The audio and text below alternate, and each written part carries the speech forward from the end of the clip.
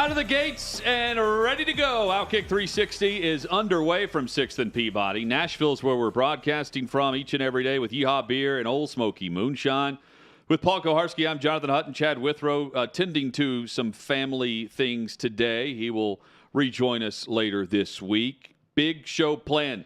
John McClain will join us in an hour where we'll get the very latest on all of the NFL headlines beyond roster cuts. Today, a massive day where the deadline is coming up in an hour. In 60 minutes, every team's got to be down to 53 players from 80 to 53, and some are already being reported across the Twitter sphere or Twitterverse or whatever you want to call it, Paul. It is a busy day, and we're here for it. This is another vindicating day for the draft analysts, in my opinion, because they spend all this time hyping up who is, worthy of a certain grade, and if they're not drafted, then they send out the list of top available undrafted. If those guys latch on to a roster, I want to know which draft analysts were on those guys.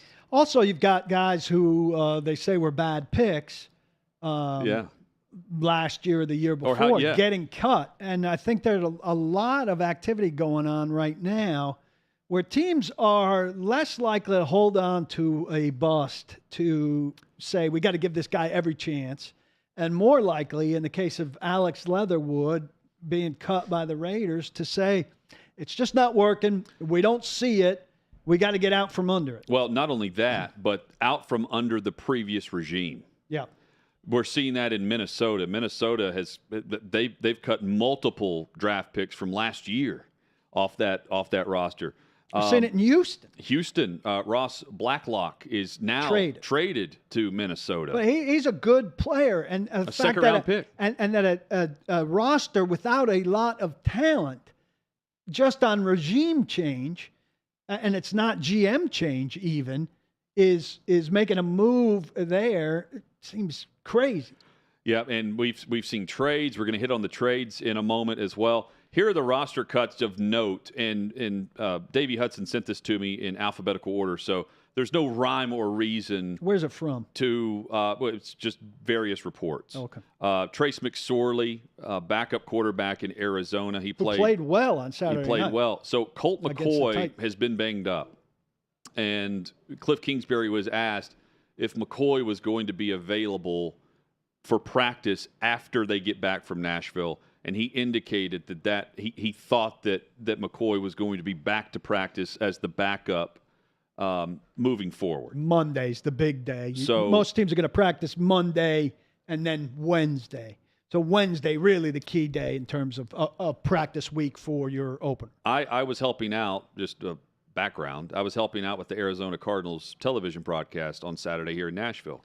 Their whole broadcast was centered around whether or not McSorley was going to play well enough to make the roster. And he did play well. He played well, but apparently not well enough, or he's going to clear waivers and he'll be back on the practice squad. 24 hours here, for those not familiar, 24 hours to clear waivers. I think 12 o'clock tomorrow. Oh, so it is, yeah. So a little quicker turnaround. By noon tomorrow, if you are unclaimed, not every player is so vested veterans are free agents right away. Right. Non-vested veterans, so if you haven't played 4 years in the league, you go through the waivers And process. so McSorley could easily be back on the practice squad, 16-man practice squad, and you can protect 4 players on your practice squad. 6 of those 16 can have any length of career possible. Experience. It doesn't matter.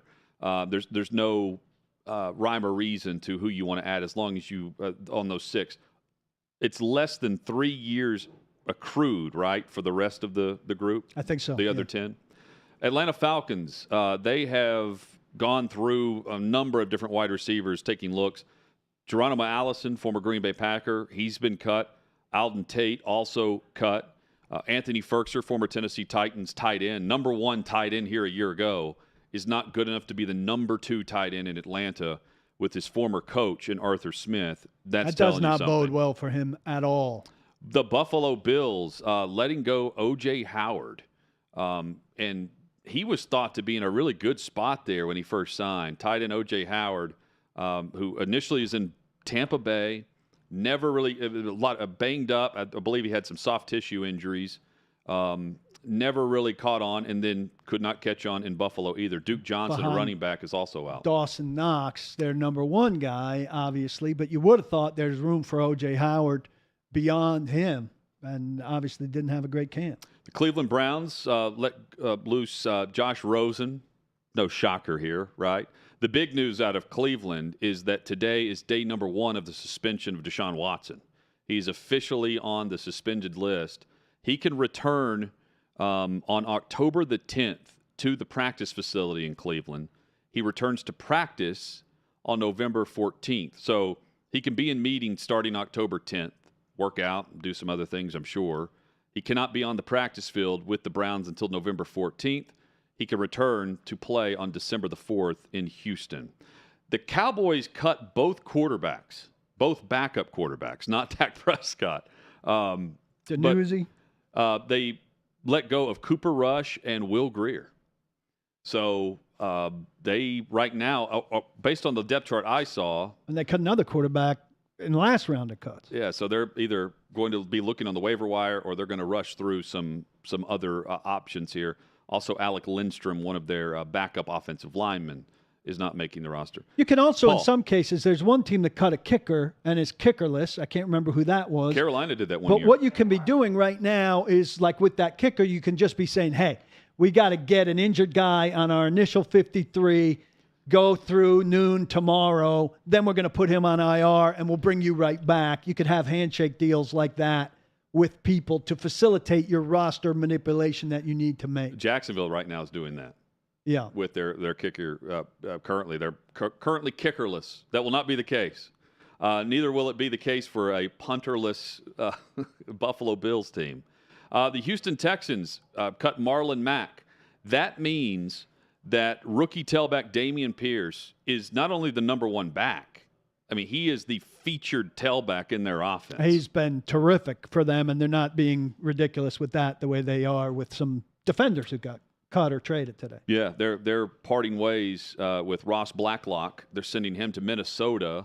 I haven't seen the terms, but that's a second-round pick from 2 years ago. Yeah. So Philip Lindsay let go by the Colts. He was with Houston last year by way of Denver.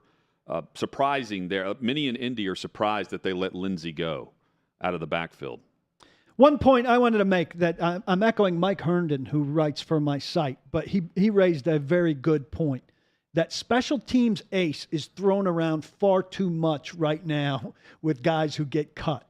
Matthew Slater of the Patriots, he is a special teams ace. Guys who are getting cut today, for the most part, who are called special teams ace, what it means is not good enough to play offense or defense, but can run and tackle. They're not. Yeah. If they're special teams ace, there's probably room for them on their team. This is somebody pumping up a guy who got cut to give him a complimentary send-off. So don't mistake a guy who's a really good special teamer with a guy who's available today. I'm noticing, too, a lot more running backs and wide receivers on special teams now, on coverage teams.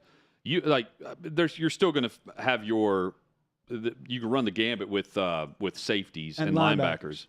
But I am seeing in the preseason more and more running backs and wide receivers catching on rosters for their special teams on coverage units, not on returns. That's interesting because and I agree with you generally Hassan speaking. Haskins is covering kicks for the Titans. But as I broke down Titans roster, I went defensive heavy because they've got a lot of defensive backs that I think are better than the fringe offensive players on their initial 53, which will be finalized here in an hour and 50 minutes.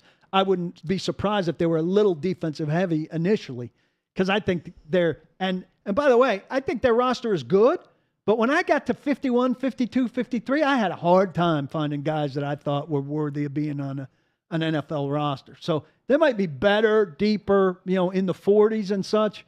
Their last couple players, to me, they're a churn team still. Here's a team that I feel like is very deep, and we touched on them yesterday.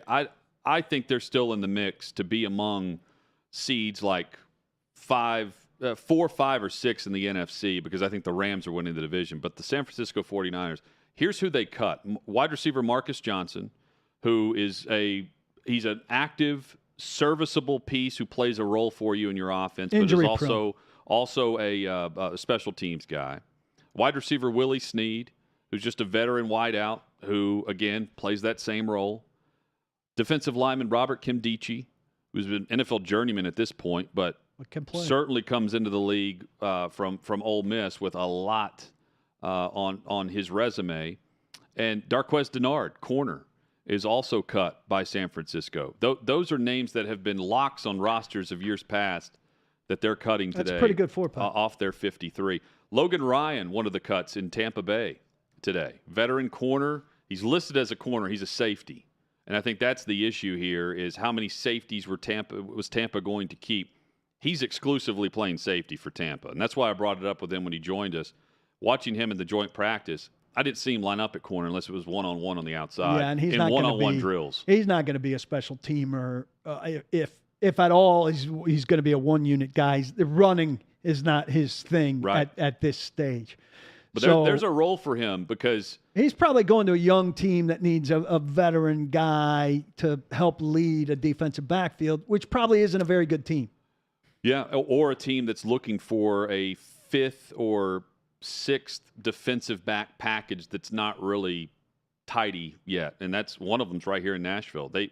Robinson's made 2 trades, cut one of them because it was just a conditional trade. Tyree Gillespie. And Ugo Amadi, who was traded twice in 10 days, ends up in Nashville as well. They are looking for the extra defensive back for the 5 or 6 defensive back package. And they've been churning the water trying to find one.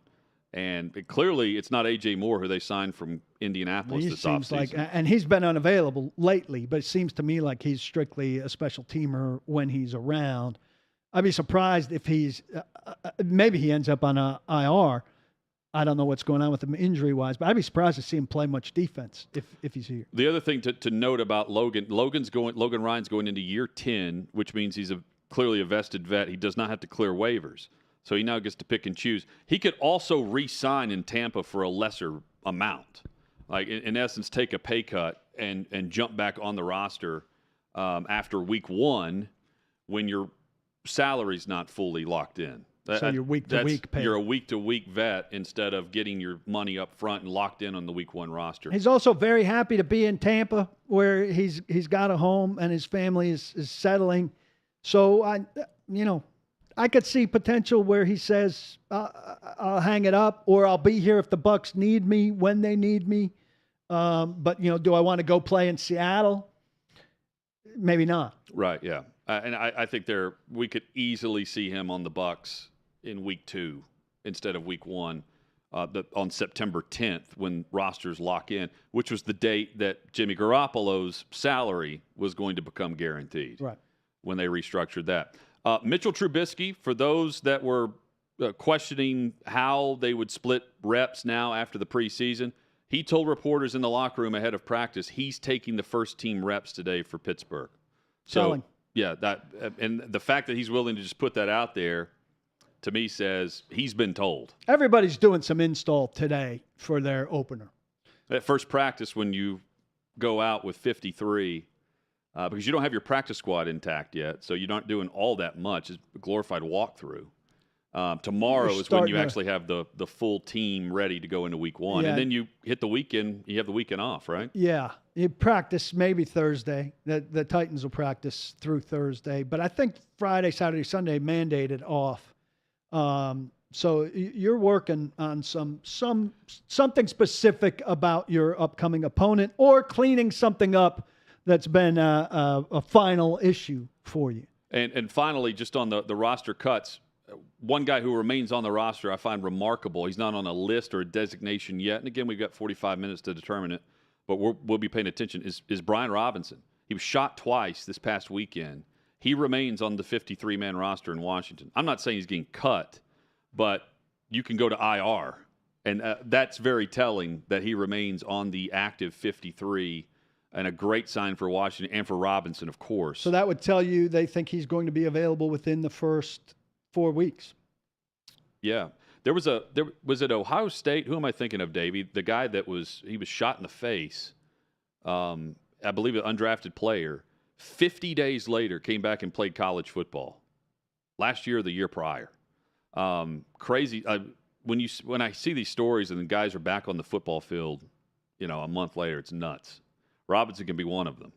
And he's certainly overcome a lot throughout his background with an option to Haskell Garrett. That's it, yeah. Who was here, I think. Yeah, he was here in Nashville. As a Titan undrafted. And he played for the Ohio State Buckeyes. Coming up, NFL news notes, headlines. We will start with the strange case of Jimmy Garoppolo by taking a look at a firsthand account from Peter King's weekly column, where he takes a look at football morning in America from the lens of what it was like when he visited San Francisco without Jimmy G, when they told Jimmy G to stay away, not be in meetings. And I will compare that, which is 100% accurate, to what they did yesterday, which is mind-boggling, at least to me. There was also a very interesting snippet from Kevin Clark with Joe Montana from the Super Bowl that was pretty telling from a Joe Montana perspective. That's all coming up on OutKick 360. First, though, Aurora NutriScience, a trusted partner who keeps us at OutKick 360 mentally sharp and healthy.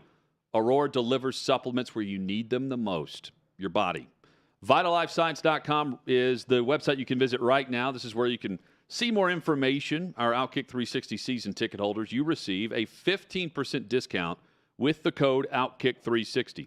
Typical pills and capsules are not well absorbed. In fact, most are only absorbed in small, very small amounts. Your digestive system breaks these pills down until there's little left for you to benefit from. But here's Aurora, unique cutting-edge nutritional and absorbable supplements encapsulated in liposomes that ensures greater absorption in the body's bloodstream. I personally use the vitamin C, the vitamin D3, and glutathione from Aurora. Simple single-use package you can grab and go in the morning. They offer the larger containers as well for the fridge. Aurora supplements absorbed in the bloodstream through the GI tract, and that ensures it's not wasted like a typical capsule or pill. Visit VitalLifeScience.com for more info, VidaLifeScience.com. 15% off with the code OutKick360 at VitalLifeScience.com. What's up, guys? It's Tommy, and if you missed my last show, you may be experiencing some FOMO, so this is what you missed. In the case of Sydney Sweeney, don't even get caught throwing a birthday party for your 60-year-old mother that has even slight undertones of Donald Trump. And whatever you do, do not invite a guest that might support law enforcement because the internet will lose its marbles.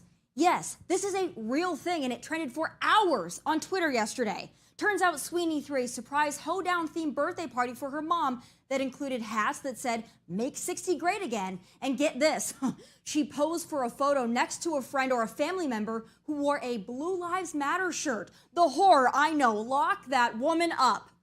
Just because no one has ever thrown a Joe Biden-themed anything, other than maybe a funeral, doesn't mean liberals get free rein to shame the Sweeney family. It's like I talked about in the beginning of the show today. The left is anything but loving and tolerant. They project their hate, their intolerance, their racism, and their bitter BS on us because, quite frankly, they hate themselves, especially the white ones.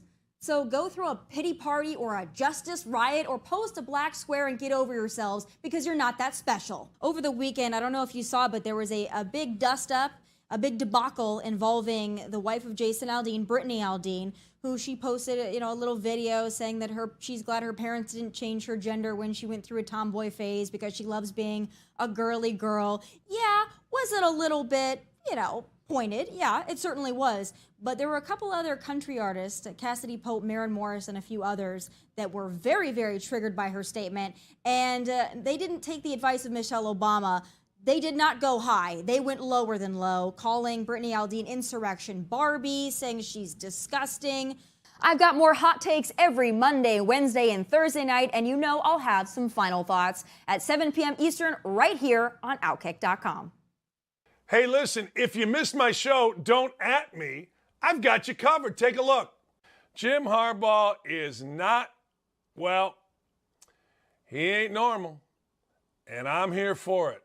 I had a friend of my son's play for Jim Harbaugh, and the mother loved Jim Harbaugh. Said, you know what? And the mother was like a school teacher. And she's like, you know what? He's different. He makes sense. All these other guys walk in your house, and what are they? I don't know. They're just guys talking. Harbaugh was different. He was fresh. Not fresh in that way, but fresh. So he went Solomon. He said it was biblical, his decision to start both J.J. McCarthy and Cade McNamara. McNamara in the first game against Colorado State, McCarthy's second game. It's biblical. It's Solomon. How about our guy, Mr. Science? You thought Bill Nye was the science guy? Bill Nye's not the science guy. Joe Biden's the science guy. You want to see science at work? Joe Biden is Mr. Science. You know there was Mr. Coffee with Joe DiMaggio.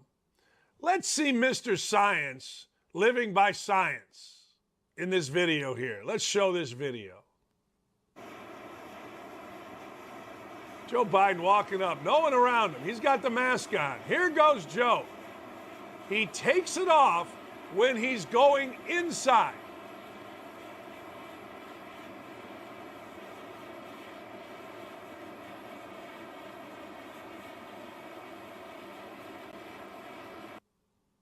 Look at Joltin' Joe.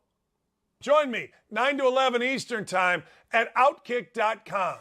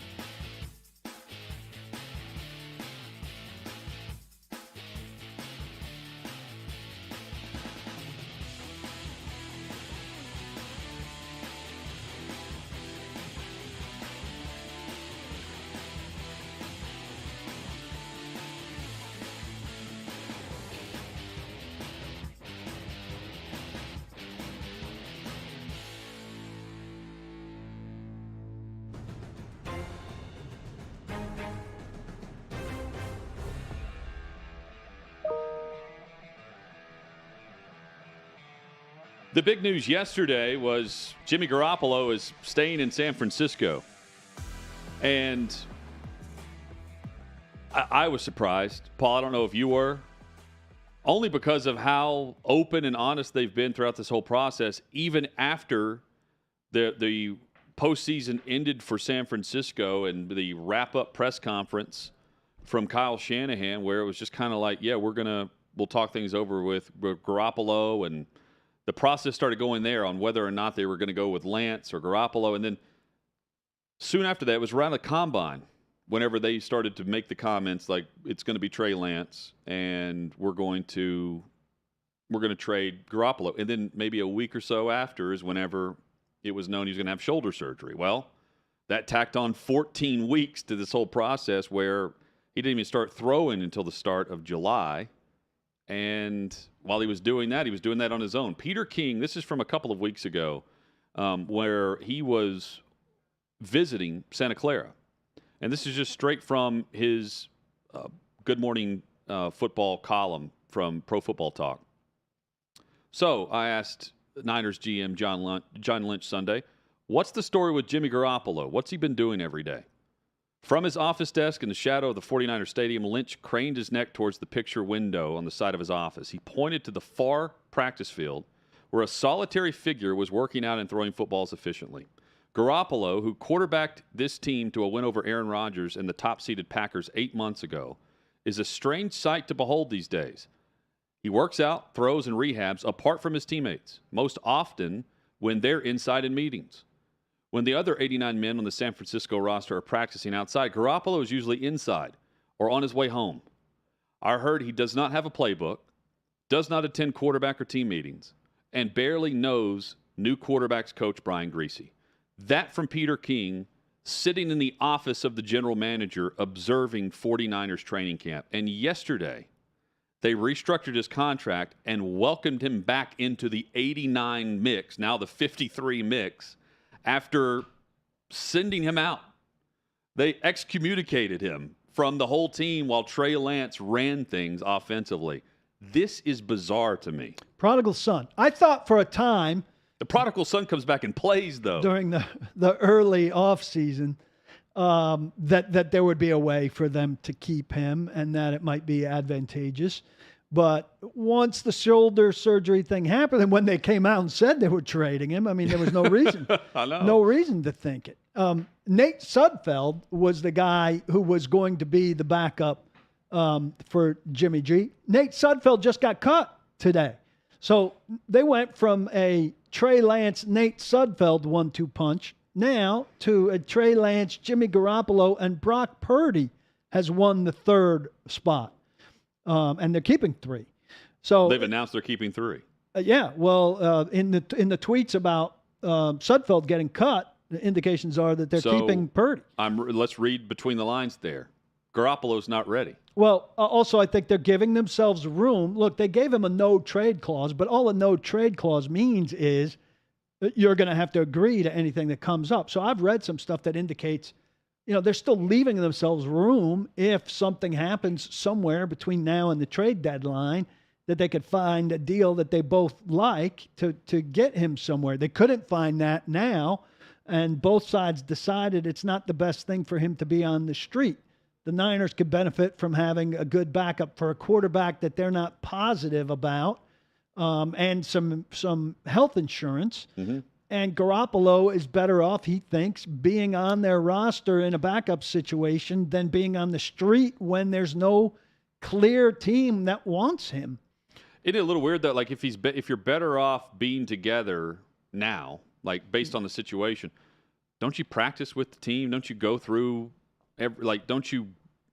How much of it? Don't you act like you're rehab? A part of the team? And I thought you were a little extreme, but you were correct when you thought that they should bubble wrap him at the start of camp so as to not get him hurt, because it would have guaranteed his 24.9 or whatever it was. Yeah, the injury. That's the only circumstance where that number would have been locked in, and that's a giant number, obviously, for a number 2 quarterback. But the workout, and he's been fragile. The workout thing alone, though, like, he's not in meetings. He hasn't.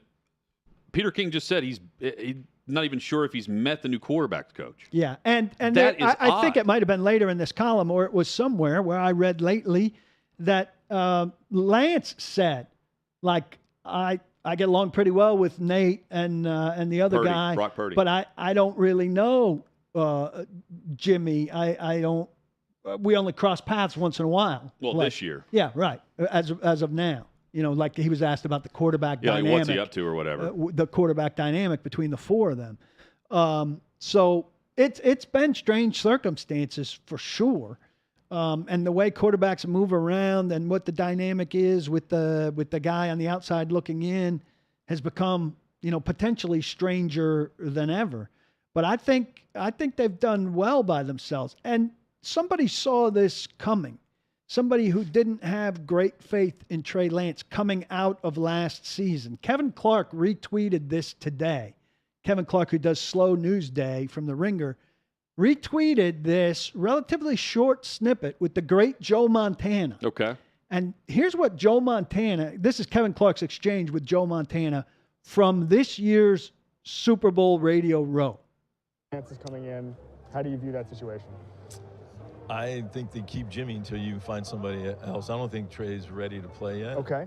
As myself, and after talking to some of the players, it's one of those things that, if you can keep Jimmy healthy, he plays well enough to get you here. Whoa, pro Jimmy. Joe, you're pro Jimmy. I think, for now, yeah. Wow, okay. Lance is coming in. It's not pro Jimmy as much as he is anti-Trey Lance. And, Brett Favre said the same thing last week. And that's not been an unpopular sentiment. I mean, and I haven't heard great reviews of Trey Lance coming out of there. During the offseason, we heard negative reviews. During the preseason, I've not heard anything, really. It's kind of been a flat line. But it hasn't been, oh, this organization's in great shape now with Trey Lance. That's not what I've heard. I've heard kind of silence about Trey Lance. You've done a better job keeping up with game by game. How much has he played and what's he done? Well, I mean, they felt good about him to the point where they didn't even play him in the second preseason game against Minnesota. And he led a long touchdown drive to open the preseason and included like a 70-yard pass that either scored or set up a short score on the opening possession of preseason game number 1. I mean, he came out and ran the offense.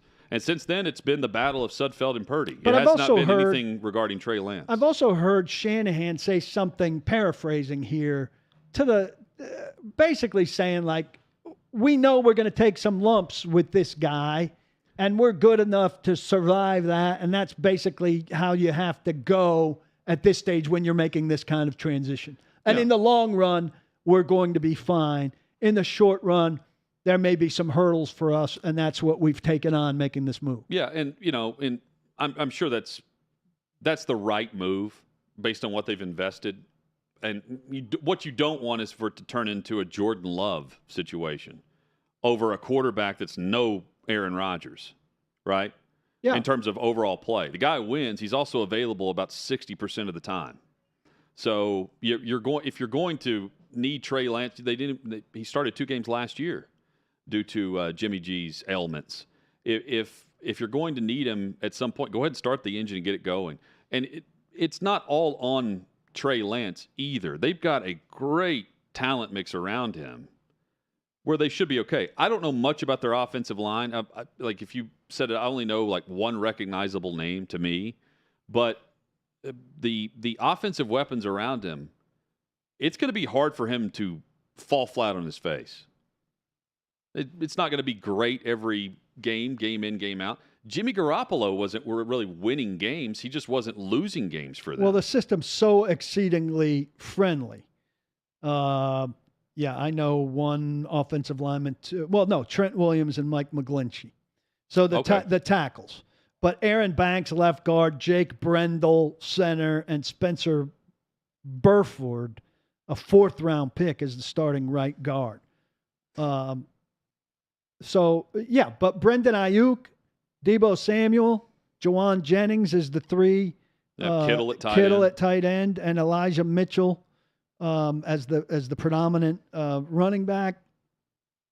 That's awfully good, and one of the better offensive minds in the game. It just doesn't make sense. If they cut him, they don't owe him anything, right? No, non-guaranteed. Garoppolo. Garoppolo I'm talking about. Like, I don't know why you keep him around. It's going to end up like, I know how the story ends. He's going to come off the bench and help them win a game. But if you believe that, you don't treat him the way they treated him this offseason. Well, I think both sides expected the circumstances to be a lot different by the end of August than they were. And so then you revisit it. And all of a sudden, him as a $6.5 million backup looks a lot better for both sides. But you know that by July 31st when you start camp. I think you think that somebody gets hurt somewhere. I do. But he's at least, like, you're not playing him in the preseason. So how are you going to show another team that the guy's healthy? If you're hiding him, he's throwing on another field. Joint practices going on against the Vikings. He's not on the practice field. Media's not observing him. So it was strange. I'm not going to pretend it wasn't. Because I do agree, Paul. Like you said yesterday, there will be a role for him, and he's much better. He's a much better backup than what they had. But he's one of the best backups in the league. In my line of thinking, like if that's the case, and you're going into camp, and you're the 49ers, I don't know why you excommunicate him from meetings and do all that. Like, it was just it's like a handshake agreement that we're going to move you or we're going to cut you. Just, you're here so you don't get fined, right? Like that's how it was, and it ends up being it just feels very. It feels like a marriage, like an arranged marriage, where both teams, both sides of this are like, yeah, we we agreed to this because this is all we had. Right. Well, we don't have a better solution. You don't have a better solution, so let's do it. And the no trade clause too is interesting because now even though he's only making $6 million, he controls the whole trade process. This is Deshaun Watson minus the baggage. So if you actually have an offer from a terrible team that loses their quarterback, if Jimmy G doesn't want to go there, he can stay and not attend meetings and do the whole thing and get paid now. The no trade clause puts it in his court to where he controls where he goes. I don't know about not attending the meetings. I mean, if he chooses not to show up for stuff, he becomes a holdout. Well, I'm saying the 49ers would treat him that way again because they already have. Oh, well, I mean, I think he's either with them or he's accepting a trade that's mutually beneficial, or he's with them. See, I also the third aspect of this is he's not fully healthy, and they know it, and he knows it, right? Like, and needs more time still. And there's trying to get something in return for him, but again, he's got the no trade clause. The language of the contract benefits him. That was his win, is he still controls where he goes if he's traded. Hit us up on Twitter with your thoughts of this at OutKick 360. Paul, is there a team in the preseason that changed your perception on them at all? I've got a couple. Maybe Pittsburgh a little bit. Yeah, they're one. Pittsburgh has played very well. Both quarterbacks looked very good. I think they're better than I thought they were, though I still have trouble getting them into the playoffs because the AFC is so stacked. I think the Bucs aren't as good as I would have had them be because of the offensive line developments throughout the preseason.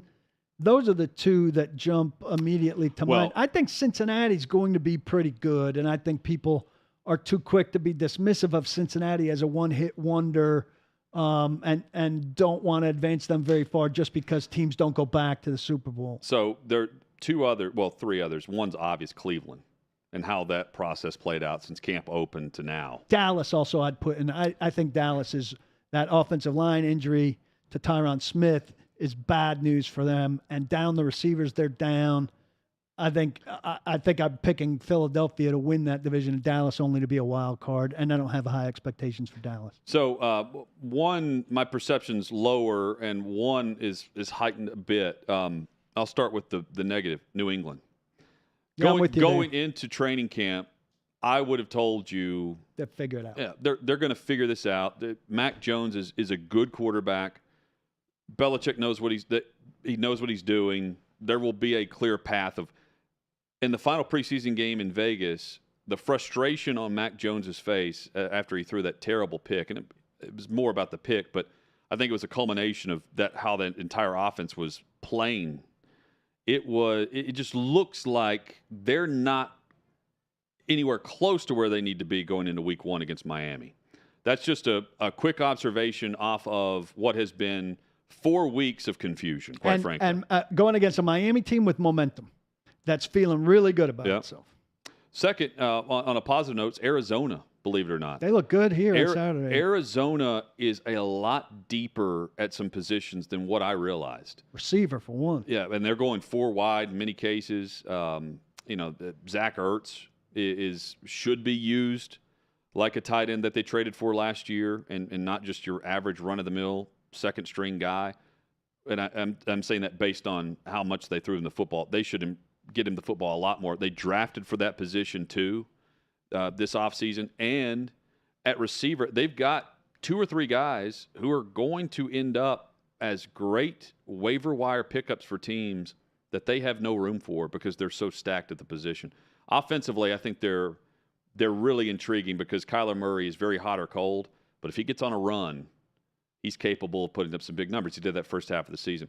Defensively, they're not the biggest defense, but they are extremely quick. They are fast. And Isaiah Simmons, watching him move on the field in the joint practices here in Nashville, where he can go from edge, he can play the edge, he can play outside linebacker, wide 9, and then they put him at safety. They put him at deep safety and cover 3. And he's running around like 4.4, 4.5 speed. I think it's 4.4 speed. at the combine. And he is a chess piece. I do believe that you need to have a role, like a defined role, a position. With him, I don't know what they're calling him, but he's going to drive opposing offensive nuts because he is all over the place. And I think they've got a very athletic defense. I don't know if they're very good against the run, but time will tell with that. We didn't see J.J. Watt and some others play, but they are very athletic on the back end. Yeah, and and I don't have them in the playoffs. Spoiler alert. I don't have them in the playoffs either. I'm pretty sure, but I was impressed with them too. I thought they brought waves, both at receiver and with the pass rushers, on both sides of the ball. They were deeper than I expected them to be. Now, do those bottom end receivers translate? I've seen teams before look really good in preseason games and joint workouts that don't translate as well as I expect them to. So I don't want to overweigh it, but I agree with you on what I saw looked pretty damn good. Later in the show, I've got a chart that I found for NFL preseason playing time by salary. Yeah, I'm interested in this. And what it can chart, it's not to be like point fingers at the veteran who's playing, big snaps at a $10 million salary, right? It's not like, oh, look at this scrub who is about to get cut. It's more about trying to figure out does the coaches that the teams that chose to play their vets this amount of minutes in the preseason, does it carry over to week one? Does production actually increase off of the usage of your high money players? Or is it smart, or in some cases, is it just out of pure injury concern? Does it really matter that your best players are even out there versus sitting them and making sure they're ready for week one? So we'll compare that. Also, there's a crazy stat that was put out last night by someone covering Albert Pujols that also links in Serena Williams, who won at the U.S. Open yesterday. We have that and more straight ahead. John McClain coming up in 18 minutes on OutKick 360. What's up, guys? It's Tommy, and if you missed my last show, you may be experiencing some FOMO, so this is what you missed. We're tired of this attack on children being lumped in with just being inclusive. It's incredibly dangerous. And I wish she would come and try and say that to us, really, because we stand with Brittany 100%. I'm a tomboy, and I'm still a tomboy. I grew up a tomboy. And I often think, as do all of us in our coalition, we constantly talk about how if we were raised right now, we 100%, and our parents were a little kooky and believed in this gender cult, we would have 100% thought we were trans. We were supposed to be in the other body because of the indoctrination. And our parents likely would have transitioned us and put us on puberty blockers and God knows what else. So I'm grateful that I wasn't raised right now, because I love being a woman. There wasn't a day in my life where I thought I wanted to be a boy or a man. I'm a proud lesbian, and what they're doing to these kids, they're ultimately really erasing people like me and feminine boys or masculine girls. It's okay to be a tomboy. That's one of our main campaigns. We know our woked up friends are all about fighting climate change and preserving Mother Earth, or at least that's what they tell us from the steps of their private planes, or in this case, while overlooking their plush lawns in the hills of drought-ridden Southern California. Now, despite Governor Newsom declaring the California drought a historic water emergency, and despite restrictions and fines in place for overuse or for even allowing sprinklers to hit a freaking sidewalk, SoCal celebrities don't feel the rules apply to them.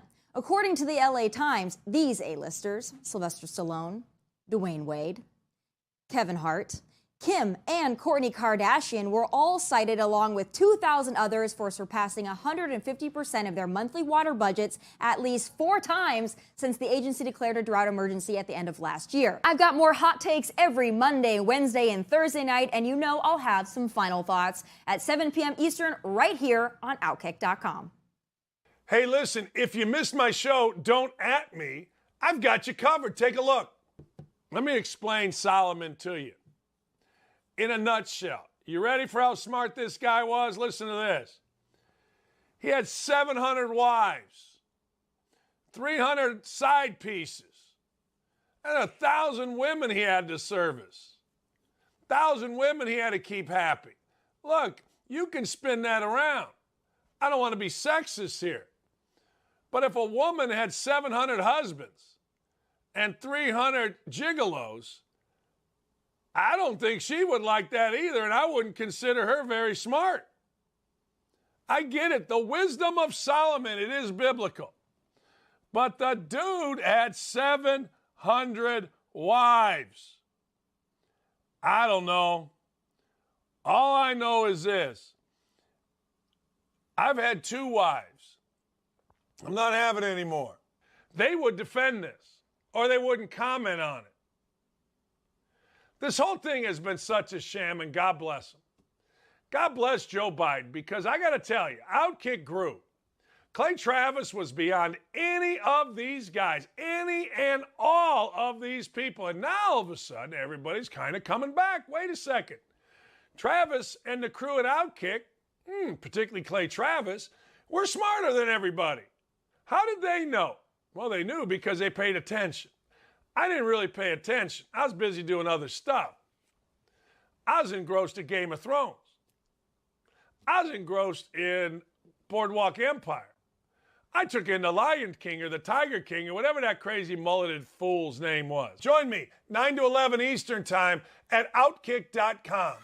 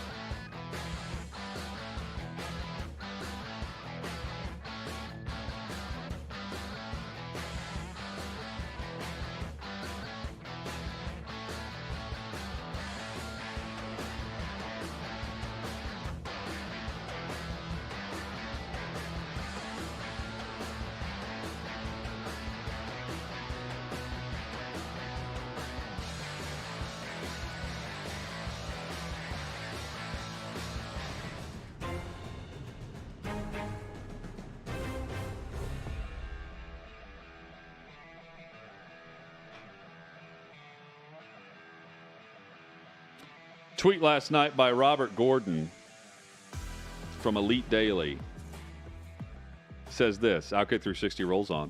Says this, Paul. Today's edition of Sports Are Crazy. It's August 29th, 2022. Serena Williams won at the U.S. Open and Albert Pujols hit a home run. This also happened August 29, 2001. Serena defeated Denise, I'll let you say the last name, in the second round of the Open, and Pujols went yard off of David Lundquist. From 2001 to 2022. Oh, yeah. Well, I see one here from Dan Clark, Sports, that August 29th, 2001, Serena wins at the U.S. Open. Albert Pujols hits a home run. Vlad Guerrero Sr., Craig Biggio, and Dante Bichette all record a hit. August 29th, 2022, Serena Williams wins at the U.S. Open. Albert Pujols hits a home run. Vlad Guerrero Jr., Kevin Biggio, Bo Bichette all record a hit. So Serena, Albert Pujols, and 3 sons of guys who had a hit in 2001. That's all crazy, man. What Pujols is doing, I was joking about the juice, but I mean, I would load up and go for it. If he go for 700. If he gets to 700, so a it'd guy, be remarkable. I mean, he could barely. If he was terrible a year ago. When the Dodgers let him go, it was awful. It was atrocious. And now all of a sudden, something miraculous. Every time they put him in the lineup, because they're not playing him every day. No. And you could argue they should play him more with how he's hitting it. I'm sure Cardinals fans want that. Out of nowhere, he's going to make a run at this. Six to go, right? I think so. It'd be a miraculous How do you not play story. him every day now? I mean, he'd be only the second non-juiced guy, third non-juiced guy, sorry, to get to 700 with Ruth and whom am I leaving out there? Well, he now holds the record for the most home runs hit off of number of pitchers. Ruth and Aaron. Throughout his career, and I had that pulled up, and now my internet went out.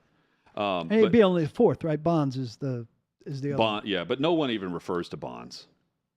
I know he's got the record, but I mean, if we're having a casual conversation, I can't tell you the last time someone mentioned Bonds' record. No, Ruth and Aaron and Ruth. Pujols, he has homered off of 450 different pitchers, breaking a tie with Barry Bonds for the most in history of Major League Baseball. His longevity is certainly the key to getting the record and the key to hitting it off that many pitchers, which is a ridiculously high number. The other thing would be playing in both leagues, which none of these guys did.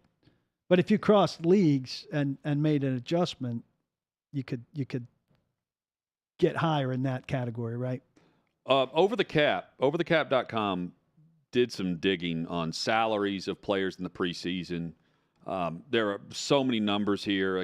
I'm not going to bog everyone down. But here are the highlights. So, first and foremost, the preseason is an absolute joke based on today's news.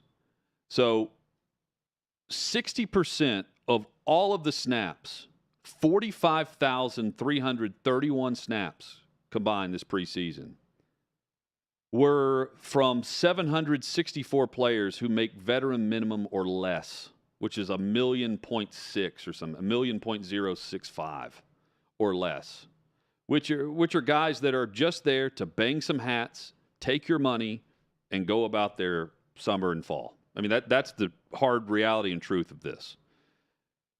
However, some teams choose to actually throw their vets, their high money players in the mix with those guys to get some reps, and some don't.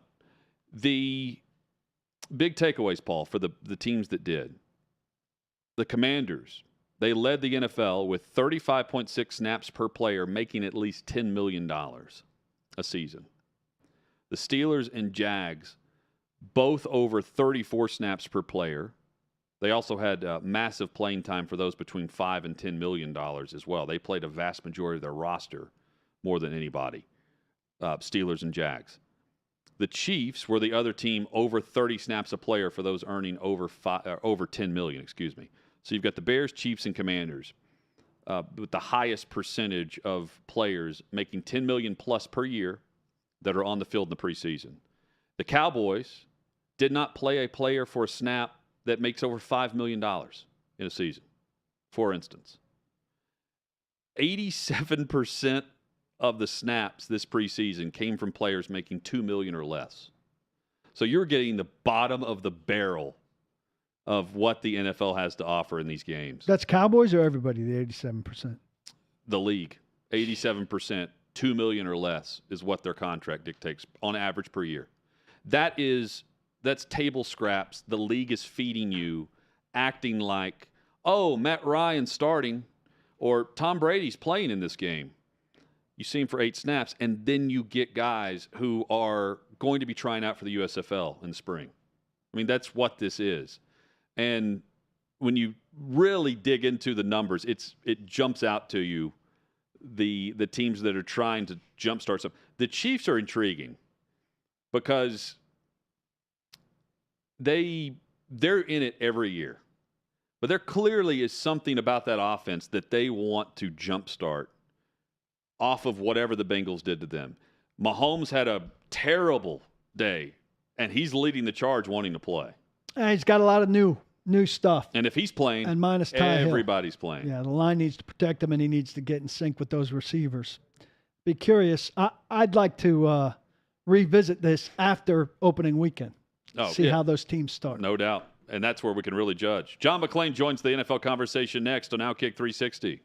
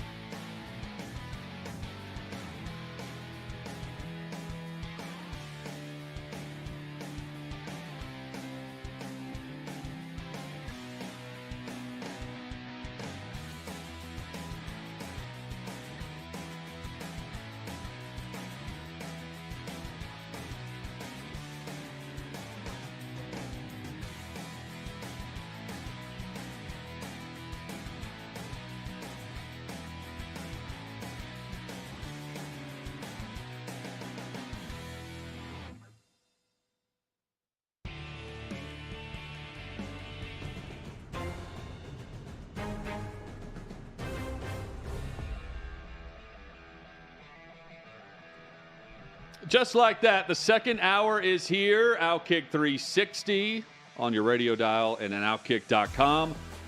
6th and Peabody, our location, with Yeehaw Beer and Old Smoky Moonshine. With Paul Koharski, I'm Jonathan Hutton. Chad Withrow back with us hopefully tomorrow. John McClain with us each and every Tuesday at this time. And roster cut-down deadlines are happening as we speak. There is plenty to chat about with the general, the man in black, John McClain. He's a Hall of Fame NFL contributor. You can follow him on Twitter at McClain_on_NFL. John, good afternoon. Hope you're doing well. Guys, I'm doing well. It's amazing to me how many people have such hand-wringing over these cuts when every team's going to have 16 coming back on a practice squad, most of theirs. They'll keep a spot or two open for players from other teams. Like here in Houston, everybody's on the edge of their seats for guys like defensive tackle Ross Blacklock and guard Max Sharping, both former second-round picks we knew were going to be gone, and they are. And everybody's got some surprises, but just remember, they can sign them to the practice squad the next day, if indeed they want to, or those teams don't get better offers.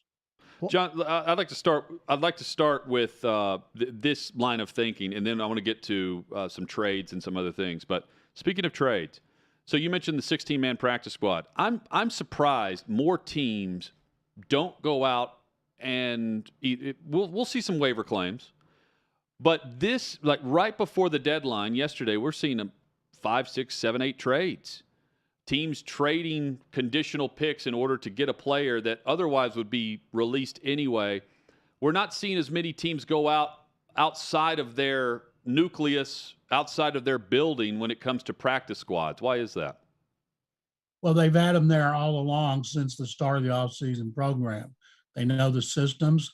They know the coaches, the position coaches know them, the coordinators know them. It's just like anytime you bring somebody in, he's got to learn what you're doing. Some positions are easier than others, like running back. Running back's not real complicated. Cornerback, not real complicated unless you make a guy think too much. Defensive line, just charge up the field. But some of those positions, like in the offensive line, quarterback, wide receiver, they make them do a lot mentally, linebackers, so it's more difficult. And I think, you love the one you're with, and that's the guy you had all along, and a lot of young guys. And when they changed the rules a few years ago that there weren't restrictions on the practice squad, I don't think there are anymore. That made a huge difference, and the play has gone up for those guys now. They don't have to come back to you. If you're claimed on waivers, that's one thing, but if you clear waivers and say the Titans want you and you don't want to be there and the Packers want you, you can go to the Packers. And you can sign guys off the practice squad at any time when the season begins, but when you do, they got to be on your regular roster. So most practice squads are young with those first or second year guys or undrafted free agents. And then they'll have a few veterans that they like that other teams passed up. You mentioned Ross Blacklock there, second rounder just a couple of years ago, traded to Minnesota. We hadn't heard what the return was, and we were curious about him slipping in the eyes of the Texans. First of all, Ross Blacklock was used with a second-round pick from Arizona for receiver DeAndre Hopkins. The other two parts of that were David Johnson, a running back who was cut. He was terrible. And Blacklock was rated a second-round pick. He's a local guy from TCU. There's a lot of fanfare when he was drafted here. People thought he was going to be really good in the defensive line. He started 3 games in 2 years. In this training camp, he got beat out by a guy we call Big Heine, Kurt Heinisch, undrafted rookie from Notre Dame, who has been a beast since the start of training camp throughout the preseason. We knew he was staying. We knew Blacklock was going.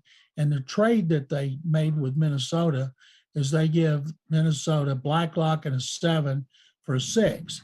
And Blacklock was going to be cut, so they get a 6th-round pick, which isn't bad considering he's going to be cut. And they got a lower pick in that deal that they have maneuvered quite a bit, but they ended up with wide receiver Nico Collins, who's a starter opposite Brandon Cooks in his second year. So I think he's the last part of the Hopkins trade that Bill O'Brien made that is the worst in Texans history. It's not the worst in Houston pro football history. That was when the Oilers traded their safety, Kenny Houston, to Washington for a bunch of tomato cans. And Houston was a first ballot Pro Football Hall of Fame inductee. That was the worst in Oilers/Titans history. And a great man, too, Kenny Houston. Great man. Just like John McClain. John, they let go Marlon Mack. Damien Pierce was he's been the talk of camp. But now, to me, not only is he the number one running back, he's the lead. He's the lead back. He is the bell cow of this offense. Am I wrong in thinking that? No, he started one game at Florida last year.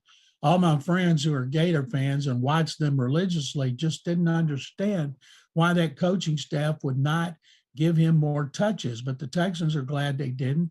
They got him in the 4th round. He's been a huge hit since the first time we saw him on the practice field on Monday. Coach Lovie Smith was asked, is he the starter? And he talked about how good he was, but is he the starter? Well, so are Derek Stingley and Jalen Petrie, and you said they were starters. The fact is, Damien Pierce is the starter without a doubt. And I don't care who else they got on the roster.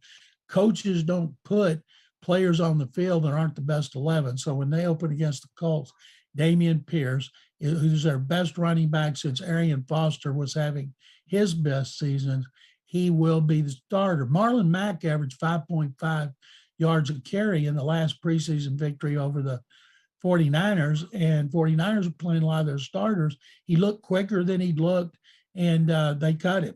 Now, they're backups right now, and I think this will change. Rex Burkhead, Daria Goombawale, and Royce Freeman. In other words, Nick Caserio, the GM, has his eye on somebody, and I'm wondering if it's Sonny Michel, who he drafted with Bill Belichick in the 1st round with New England, and who was cut today by Miami. What do you make of the windy road Jimmy Garoppolo has traveled to wind up a $6.5 million backup? Paul, that's a good way to put it, winding road. He hadn't practiced with him. Not that he needs it. He's a smart guy. He knows Kyle Shanahan's system. But it tells me they're not real happy with Trey Lance. Lance played against the Texans. Texans shut him out. He did not look good.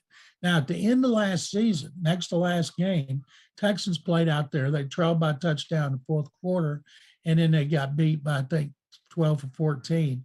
And he looked okay. But if they thought he was ready to go and he was the guy, then they wouldn't have signed Jimmy Garoppolo to this new deal. It's a great deal for Garoppolo. He gets $6.5 million. He wasn't going to get that anywhere if he'd have been cut. He might have got the minimum somewhere for a team that had a quarterback who was injured. As it is, he can stay in the system. He knows coaches, players, he knows. He gets no trade clause on a 1-year rework deal. He's got some incentives, and he also can't be tagged, so he's going to be unrestricted in March. And if Trey Lance gets hurt, or if he's not as good as Kyle Shanahan thinks he should be, Jimmy G's going to play and have a chance to make some money. And it's very strange because you guys know, and this is the way it was when Steve McNair was a rookie with the Oilers in 1995.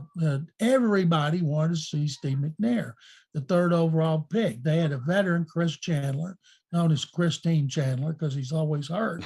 And every time he didn't do something right, the fans and the media just clamored for McNair. And that's the way it's going to be there, except it's going to be clamoring for Jimmy G. First time Trey Lance throws a pick 6 or has a bad game, then Kyle Shanahan's going to get bombarded. Well, when are you going to play Garoppolo? It's a season-long issue for them, but I think he's a good insurance policy. See, John, I completely understand what you're saying. And they will end up working in their favor at some point. But if they're not happy with Trey Lance, why is Trey Lance not playing more in the preseason? Why is he not getting more snaps with Shanahan's offense instead of sitting the bench for 2 games of the 3? Well, he played a lot in his last game. He played with the starters. He didn't look good. So I have no clue why they did that without Jimmy Garoppolo as well. So who knows what they're thinking. They got to the championship game last year. Garoppolo's got on his resume. He's been to 2 championship games and 1 Super Bowl, but there wasn't a big market for him out there. If there had been, they would have traded him. Are the 49ers good enough roster-wise? They've certainly got talent around him. Paul and I were looking at their offensive line earlier. They've got talent at tackle. I'm not sure about the interior. Defensively, they have some star power too. Are they good enough to be in the mix with Trey Lance taking the lumps that every young quarterback is going to take? Well, good enough for what, Jonathan? Does that mean make the playoffs, yeah, I mean, win the division? I don't think they're winning the division over the Rams. I think the Rams are right back where they were. Point being, are they in the postseason just like they were last year with Jimmy G? Yeah, I think they're good enough to compete for a wild card berth because they've added a wild card team. It's a good division, and they've got talent on both sides of the ball. They got a running game, receivers, tight ends, defensive linemen, linebackers. Not sure how good their secondary is, but they're definitely good enough to finish second behind the Rams. And if you finish second, you're in the playoffs. Do I think they're capable of going to Super Bowl with him or even the championship game? No, not right now, not based on what we've seen with Trey Lance. Is the divide between the AFC and the NFC, John, as big as I imagine it? I'm trying to pick NFC playoff teams yesterday, and I had a lot of trouble. I mean, division winners, you've got to have them, but picking wild card teams was very difficult for me. Leaving wild card teams out in the AFC was very difficult for me. I think that's across the board, Paul. I think every NFL expert, people follow this league, would say the same thing.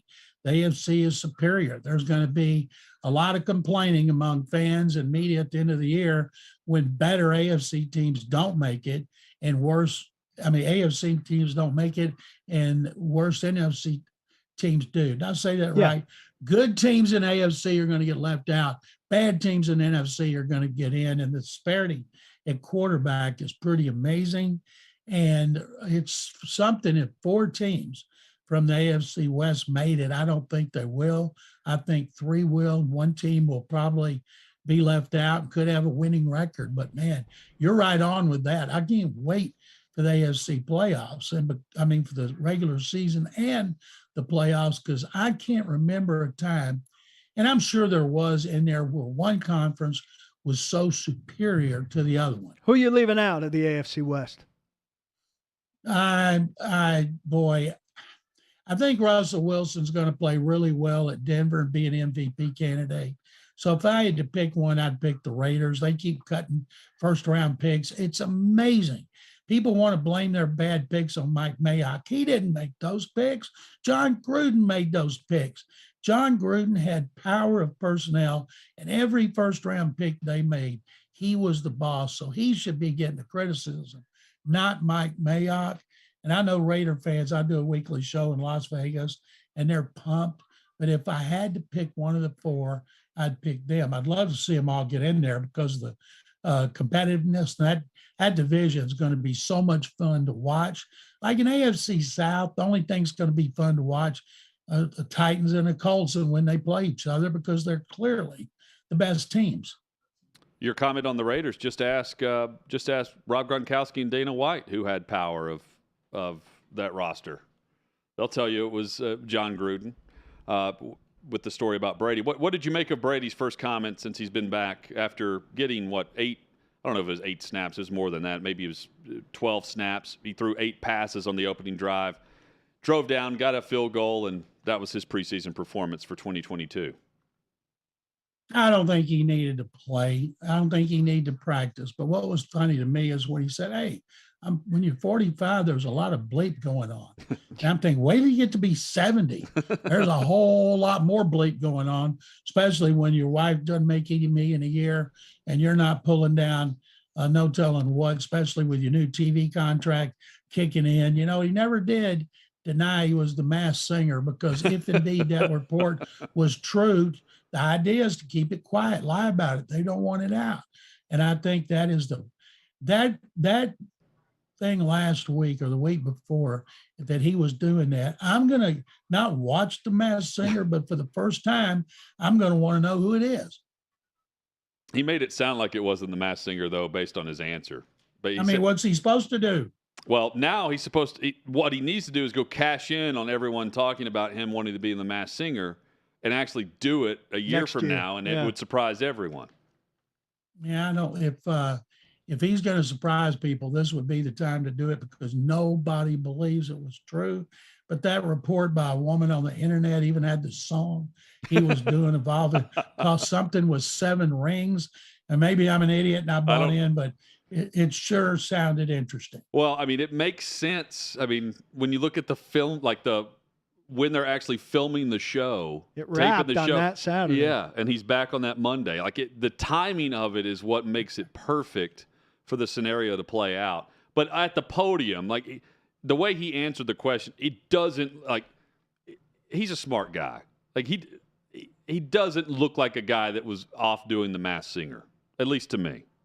Now, does Rudy Giuliani look like somebody that would be doing the Masked Singer? Now, Gronk, yes. Antonio Brown, maybe, but Brady, I mean, what does a guy look like? We don't know if he can sing or not.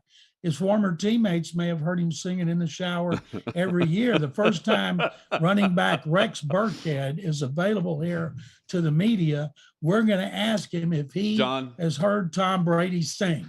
What does Brady not do well? And you're asking if Brady can sing. Of course he can sing. The man does everything.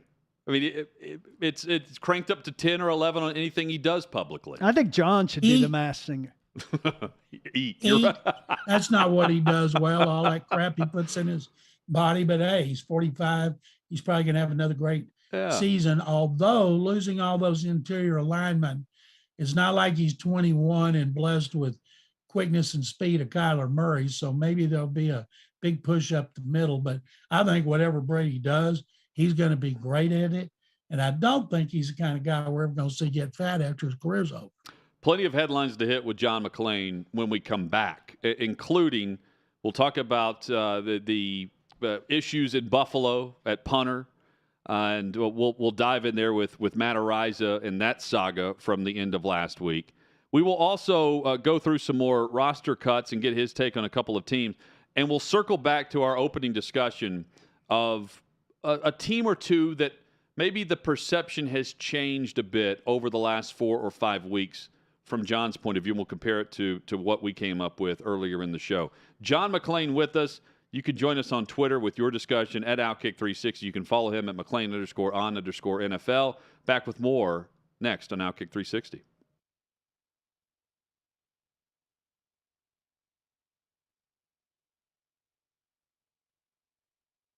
What's up, guys? It's Tommy, and if you missed my last show, you may be experiencing some FOMO, so this is what you missed.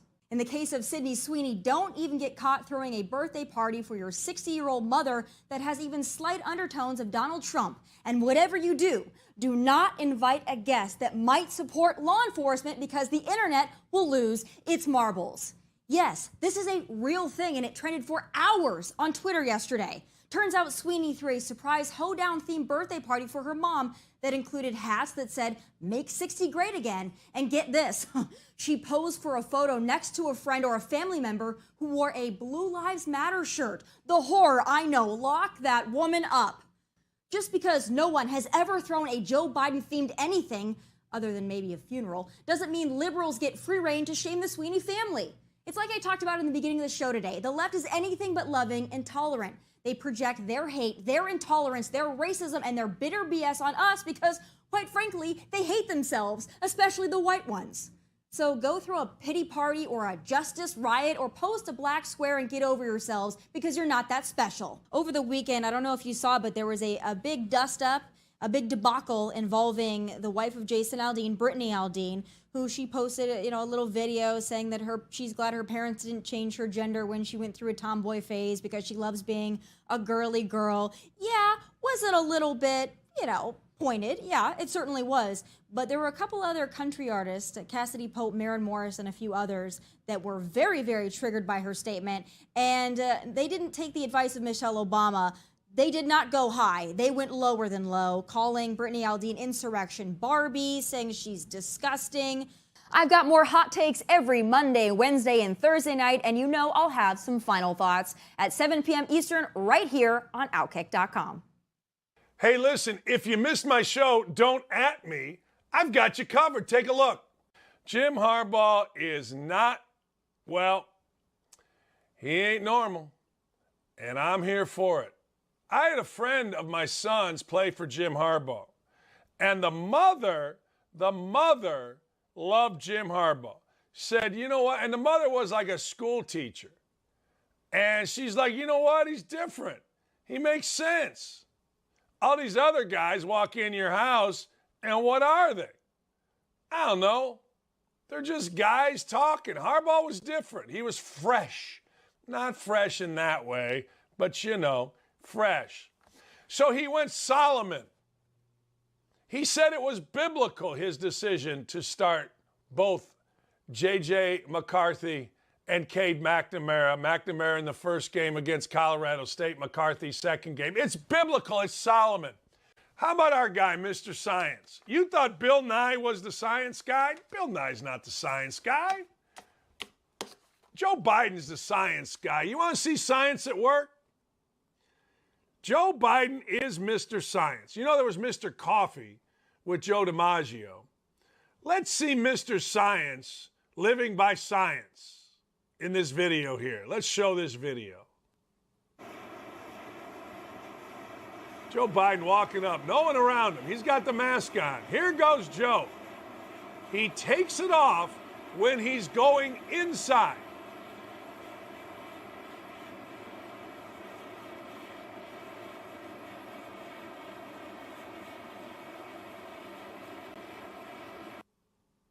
Look at Joltin' Joe. Join me 9 to 11 Eastern Time at OutKick.com.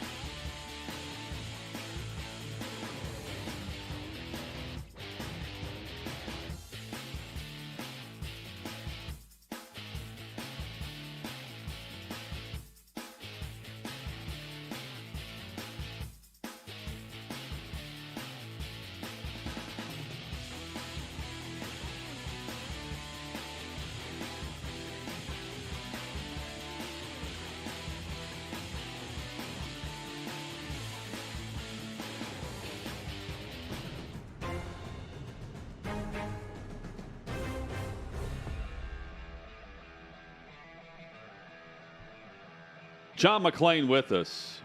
OutKick 360 rolls on. I've got John here in front of me on screen. I've got Paul to my right. Two men who I'm sure at one point in their lives, their professional lives, today was a grind. You're trying to figure out who's on, who's out. But I don't get the sense you guys stress over this too much anymore due to social media. Well, I'd like the Titans to put out the damn list. Beyond the list, there was a day where you were, you're on the phone with agents trying to figure out what was going on. John, when's the last time you actually worried about breaking news on who is making a roster? My last year with the Chronicle, back a long time ago, you could go over to the facility, you could hang out and watch the players come out with their bags packed, and you could interview them in the hallway. Now, if you try to get close to them, they'll taser you, if not shoot you. And you could call them on the phone. You could reach out to players who've been cut. Now, with the practice squad, they don't know what's coming or going. Most of the Texans players I see cut are going to be back on the practice squad, and a lot of people haven't figured that out. Now that I'm working for the Chronicle, and I don't have to worry about it, and this time next week, I should be able to tell you guys about 2 new writing jobs that will be announced that I'm doing. But it's as a columnist, and I don't have to worry about the minutia anymore. But one of the things that gets me, and I've been paying close attention to this, who has something first and how many people steal it and try to act like they did. So when it's Texan stuff, I'm making sure I give credit to Tom Pelissero or Adam Schefter because other people are acting like they got it. The Titans are so into fan relations now, John, that the one place fans could actually engage with players harmlessly was near the parking lot where the players come into the stadium. And they've now put up barricades and screens to take away a moment where a kid could conceivably get an autograph over the fence there with his mom or dad before the game. They've taken that away. But what I notice is when the barricade is set up to prevent a kid and his dad from getting anywhere close to the guy in the parking lot, 6 cameras from the team's social media are tracking the guy coming out of his car for a special Titans social media post. So I'm so out on that BS. It's ridiculous. But the fact that they want to pretend that they're fan-friendly is just BS. I'll tell you, it's something you should worry about more. And I tweeted a lot about this yesterday. Every cheap shot I could come up with, I tweeted about it. And I was amazed at how many impressions and engagements it got. The University of Texas is not going to put out football depth chart. I had that on my list to ask you about. For this game and then for the season. And that is what it's not the dumbest thing I've ever seen, them having a Colts with a former stripper wife and a pole dancing monkey last year. That was number one. And I'm thinking, we had on the radio today, okay, where's Steve Sarkisian? Let's see, what can we do to keep from getting beat by Kansas this year? So, oh yeah, what if we don't put out a depth chart? That might help us beat the Jayhawks and avoid another losing record and avoid a 6-game losing streak. And I'm thinking, guys, just coach better. Do a better job of coaching. And I'm guessing this is going to be changed because I talked to some former Longhorn All-Americans who are really good in the NFL, make a lot of money and give a lot of money. And they're what? That's preposterous. They were flabbergasted. And you don't think other schools will use that against them in recruiting? And of course they will. Fans, media, and players love depth charts. Baylor put one out yesterday morning. If they didn't want you to know who's starting, who is the backup, they'd say Paul Kaharski or Jonathan Hutton. And if they did, they'd say Chad Withrow. But that's too difficult for the Longhorns to comprehend. John, I once had a high school coach give me his depth chart from 2 years prior.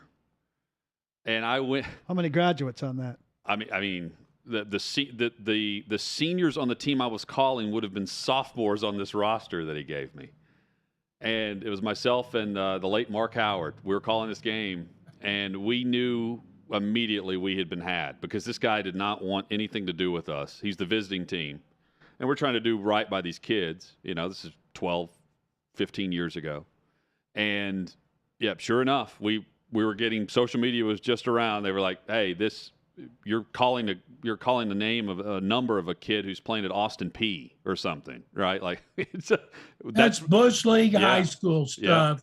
But we're talking about soon to be SEC football. But and John, I'll guarantee you, Nick Saban's putting one out before they come to Austin and beat the hell out of the Longhorns September 10th. But Texas will put out a depth chart. It will be around 7:01:25. I'll even give you the exact second on the. It'll be around that time, Saturday night, right after the opening kickoff, whenever they take the field. Offense or defense depth chart's going to be on the field against Louisiana Monroe. We're going to know who's going to be starting for the Longhorns Saturday night. The biggest reaction I got on Twitter was when I said, at least the next coach, Gary Patterson, will put out a depth chart because he's on the staff. And the AD there, Chris Del Conte, was AD at TCU when Patterson was doing a great job. So Sarkisian, you're pretty stupid when you got a 6-game losing streak. You've had your worst season since the 50s, and you do something that antagonizes everybody. John, has your perception changed on any team or teams based on how the preseason storylines have played out? After you said that, I wrote down several. Number one, New England.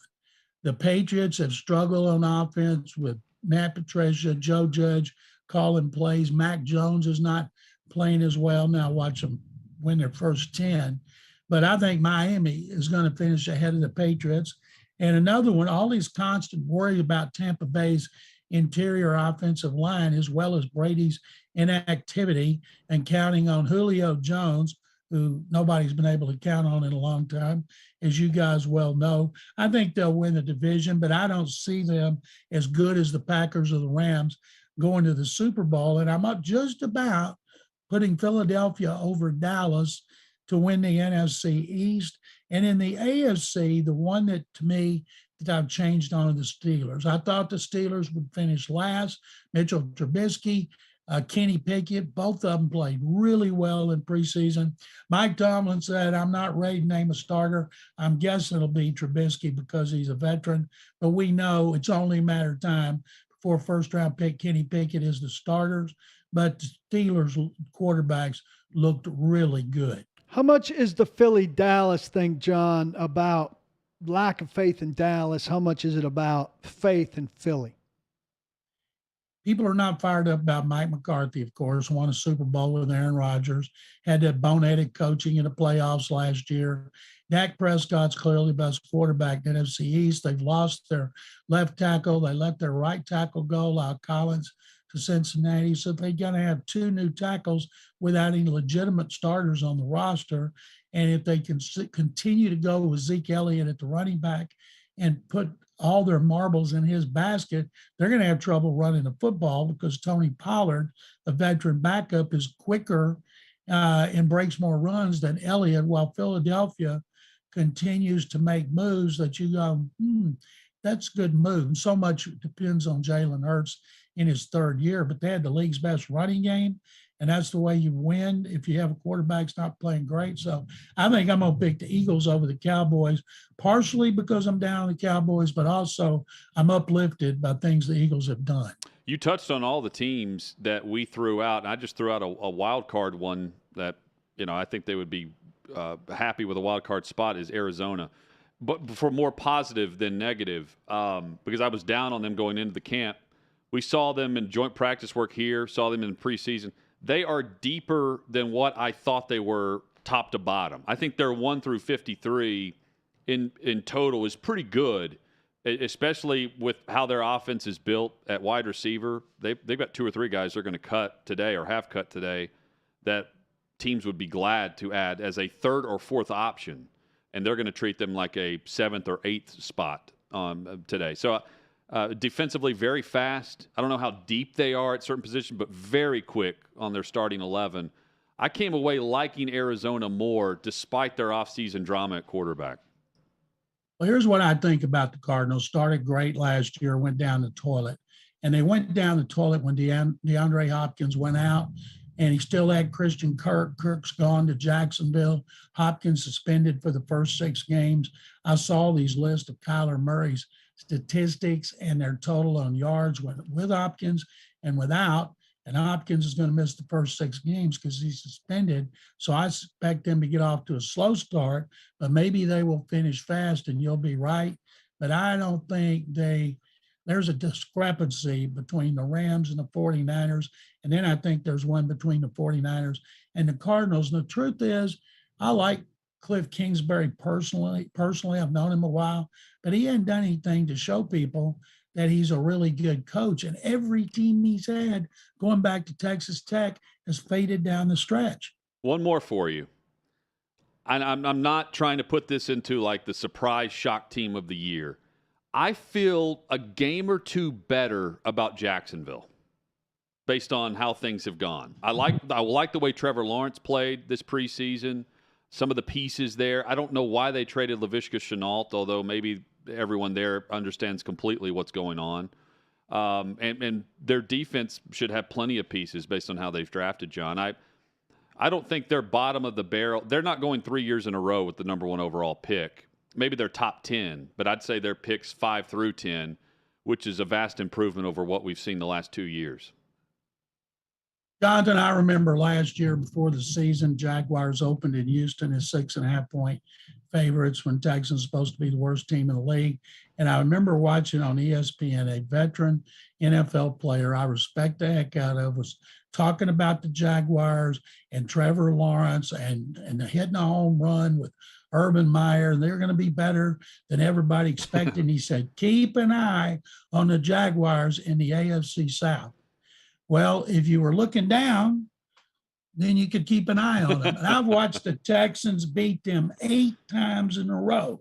And until they actually beat the Texans, I'm not picking them to be ahead of the Texans. Last year, they were favored by 6.5 and 5, and the Texans beat the hell out of them both times. And it wasn't all because of Urban Meyer. Do you think, generally speaking, and I know the Raiders are kind of spearheading this, so we need to keep them as an outlier, but we talked about a Texans pick. Do you think the patience is less for draft picks than it ever has been in terms of flipping the switch and moving on? My God, what the Raiders have done is unbelievable. They cut number 1 pick from last year. They cut Alex Leatherwood, an offensive tackle who might be a guard. It's just amazing. But those guys were bad picks, except for Josh Jacobs. And they made good lower picks. Gruden did. But, boy, there's a lot of money tied up into them. There's always impatience with quarterbacks. And that's why the Texans gave Nick Caserio a 6-year, $30 million contract. They knew it was going to be a massive rebuild, tear it down to the studs and start over. And they've been really patient with players. But new GMs come in, new coaches, they want their guys. They don't care if they had players picked in the 2nd round, 1st round, or what. If they're not getting with the program, they're getting gone. And I think that's what we're seeing in a lot of places. Soon as the Raiders brought in a new coach and a new general manager, you knew there were going to be sweeping changes, even though they went to the playoffs. John McClain with us on OutKick 360. John, Matt Araiza, the punt god, has been punted out of Buffalo based on the reports and the court filings from last week that surfaced about an alleged gang rape that took place on Halloween at a Halloween party last year at San Diego State. I don't know how. I'll just start here. I don't know how we're just finding out about this for a punter that was drafted back in April/early May. In this day and age, it's very difficult to keep police documents, to keep filings out of the public light. You can keep the details quiet, but the actual event is difficult to keep quiet. And the fact that Buffalo didn't know about this, Matt Araiza apparently was not aware that there was an internal investigation going on back on campus whenever he left for the draft. It's all hard for me to believe. And then the way that Buffalo reacted with the initial statement, followed by, I thought, was a very contrite reaction from the general manager and head coach after their final preseason game. Your overall thoughts of this and how things came to be with this whole story last weekend? Why is easy? They were on their way to a 10-2 season, and he was the punt guy. And one of those other guys, she said there were 4. She couldn't identify one, identified the other 2. She went to get a rape kit immediately. She was bleeding. They tore out her piercings. And her dad called the police. And there was an anonymous tip line at San Diego State in which students called in and told them about it. And everybody passed the buck. The campus police said that the San Diego Police Department asked them to stay out of it. They would handle it. They hadn't done squat till the civil suit was filed. The Los Angeles Times broke the story. Of course, the Ravens knew about it. They cut their punter when they knew about it. Bills, yes. Of course, the Bills knew about it. They cut their regular punter. They knew about it, and they're acting heroic because they cut him. The fact is, they knew about it and they did it anyway. In this day and age, teams know everything about their draft choices. And one of the things that's being left unsaid, and this is also by his family that is chastising the media and losing in the court of public opinion, is he was having sex with an underage kid. That's against the law. And so I don't know how to play out. His attorney said, Araiza's attorney tried to offer him money in a settlement. She wasn't after a settlement, but if this is settled and he'll get another job, if it goes to court or they don't press charges and it doesn't go to civil court, he'll get another job because he's a punter. Now, what if he'd been a quarterback? What if he'd been a running back? Well, he would have gotten a Deshaun Watson treatment. Yeah. And the only difference being that because this happened prior to him being drafted, the NFL has no jurisdiction over any discipline here, which is why it was the Bills needing to act and not just passing the buck, as you're referencing what's going on out west, passing the buck off to, well, we'll wait on Roger to make a decision, and then we'll figure out how to move forward. 2 punters went ahead of him. Jordan Stout from Penn State to the Ravens, Jake Camarda of Georgia to the Bucks, 130 and 133. You figure those 2 teams knew what was up? Of course they did, and so did the others, because he was clearly the best punting prospect. And so I'll guarantee you the Bills knew. They just knew there'd been no charges. And one of the things, when they said they did their thorough investigation, they didn't call the girl, they didn't call his daddy, they didn't call anybody from that side of the tragedy. See, this is a deeper topic, but do you guys look at it like, where's the media in this? What's the media's role in this? This is a year ago, and we're now pointing fingers saying, oh, 2 other teams knew about it. Buffalo knew about it. They drafted him anyway. They were going to play him unless the media found out about it, had something leaked to them. I don't know how you bury this story if everyone's calling the police on a tip line, and how she immediately goes to police the next. I don't know how this is swept under a rug to the point where no one knew about a draft pick, a punter, headed to the league, the punt god, how it doesn't surface until after all of a sudden nationally is a bit steep here. But a lot of people in the football world's talking about it. Well, it's disappointing that it wasn't discovered by the media, but there's less and less media covering cops in places all over the country. And every news station is on. I mean, you're listening to, you're seeing the police reports. Every television station that is worth anything has someone sitting at a news desk assigning someone a story based on what the police are talking about. But those people, I would say, are less and less good at that job. Younger, less experienced, and generally not as good. And if you're the Buffalo Bills or whatever organization counting on the news media to do your work on a prospect. It's not even that. It's just if someone in Hollywood gets arrested for jaywalking, TMZ is going to have the video of it. They're going to be talking to somebody. And I'm not ripping on sports media here. This is beyond that. This would be leading the news, not the sports coverage of the news. This is the top story of the night with the punter that's, the award-winning guy at the local college. John, I don't know where you come down on it. I just think, how does this stay quiet for so long?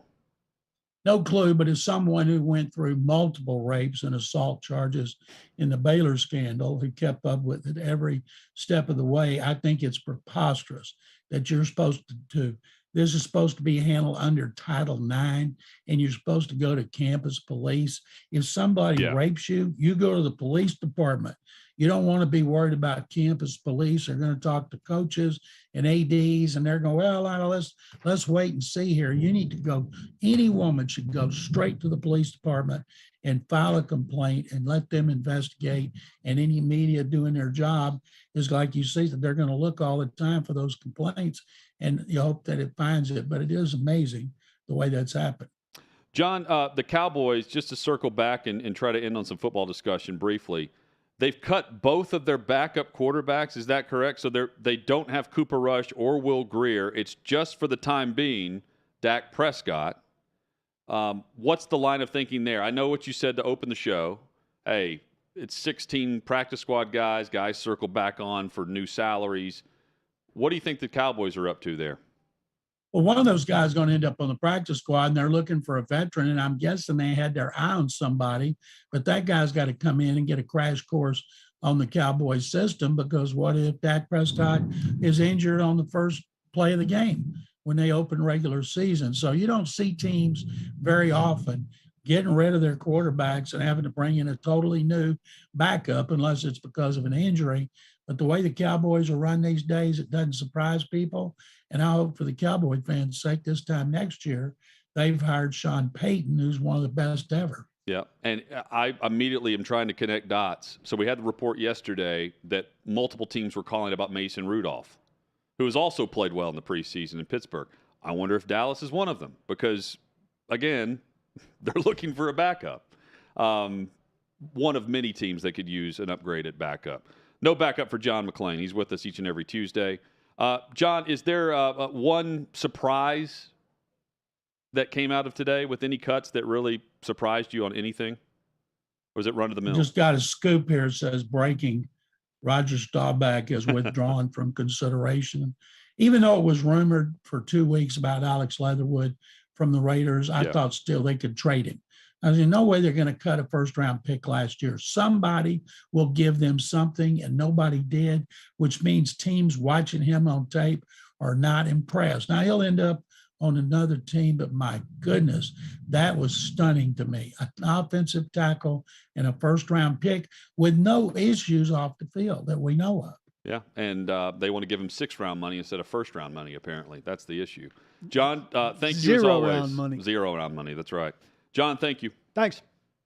Hey, Paul and Jonathan, thank you guys very much. Give my best to Cadillac. I will. Sure will. We certainly will, and we look forward to your announcement next week. John McClain with us each and every Tuesday for the show. Coming up, we didn't hit on this with John because we're setting this aside for an interesting discussion on Baker Mayfield. He has a strong message for former teammates as now the Carolina Panthers quarterback gets set to take on the Cleveland Browns in Week 1. We discuss what Baker Mayfield had to say about facing his former team next on OutKick 360. What's up, guys? It's Tommy, and if you missed my last show, you may be experiencing some FOMO, so this is what you missed. We're tired of this attack on children being lumped in with just being inclusive. It's incredibly dangerous. And I wish she would come and try and say that to us, really, because we stand with Brittany 100%. I'm a tomboy, and I'm still a tomboy. I grew up a tomboy. And I often think, as do all of us in our coalition, we constantly talk about how if we were raised right now, we 100%, and our parents were a little kooky and believed in this gender cult, we would have 100% thought we were trans. We were supposed to be in the other body because of the indoctrination. And our parents likely would have transitioned us and put us on puberty blockers and God knows what else. So I'm grateful that I wasn't raised right now because I love being a woman. There wasn't a day in my life where I thought I wanted to be a boy or a man. I'm a proud lesbian. And, you know, what they're doing to these kids, they're ultimately really erasing people like me and you know, feminine boys or masculine girls. It's okay to be a tomboy. That's one of our main campaigns. We know our woked up friends are all about fighting climate change and preserving Mother Earth, or at least that's what they tell us from the steps of their private planes, or in this case, while overlooking their plush lawns in the hills of drought-ridden Southern California. Now, despite Governor Newsom declaring the California drought a historic water emergency, and despite restrictions and fines in place for overuse or for even allowing sprinklers to hit a freaking sidewalk, SoCal celebrities don't feel the rules apply to them. According to the LA Times, these A-listers, Sylvester Stallone, Dwayne Wade, Kevin Hart, Kim and Kourtney Kardashian were all cited along with 2,000 others for surpassing 150% of their monthly water budgets at least 4 times since the agency declared a drought emergency at the end of last year. I've got more hot takes every Monday, Wednesday, and Thursday night, and you know I'll have some final thoughts at 7 p.m. Eastern right here on OutKick.com. Hey, listen, if you missed my show, don't at me. I've got you covered. Take a look. Let me explain Solomon to you. In a nutshell, you ready for how smart this guy was? Listen to this. He had 700 wives, 300 side pieces, and 1,000 women he had to service. 1,000 women he had to keep happy. Look, you can spin that around. I don't want to be sexist here. But if a woman had 700 husbands and 300 gigolos, I don't think she would like that either, and I wouldn't consider her very smart. I get it. The wisdom of Solomon, it is biblical. But the dude had 700 wives. I don't know. All I know is this. I've had 2 wives. I'm not having it anymore. They would defend this, or they wouldn't comment on it. This whole thing has been such a sham, and God bless him. God bless Joe Biden, because I got to tell you, OutKick grew. Clay Travis was beyond any of these guys, any and all of these people. And now all of a sudden, everybody's kind of coming back. Wait a second. Travis and the crew at OutKick, particularly Clay Travis, were smarter than everybody. How did they know? Well, they knew because they paid attention. I didn't really pay attention. I was busy doing other stuff. I was engrossed in Game of Thrones. I was engrossed in Boardwalk Empire. I took in the Lion King or the Tiger King or whatever that crazy mulleted fool's name was. Join me 9 to 11 Eastern Time at OutKick.com.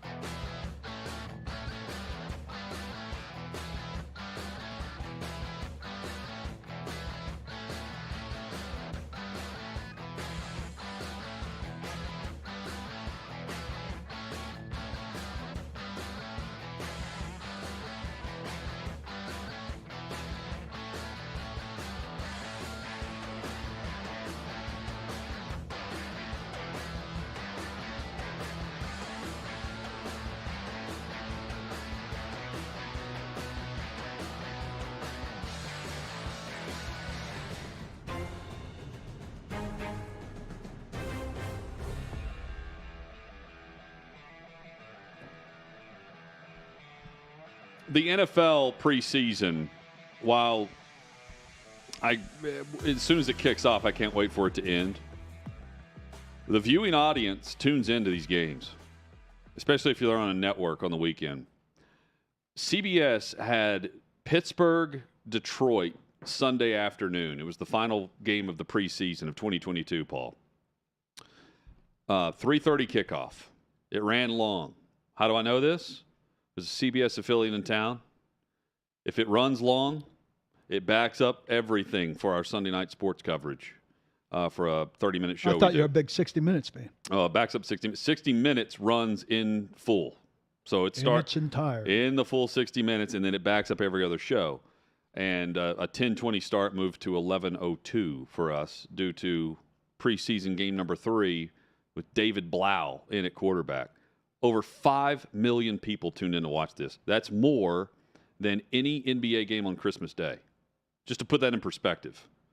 The big day of the regular season for the NBA is outranked by considerably the worst, you could say the worst preseason game, the third one, as teams are legitimately playing anyone.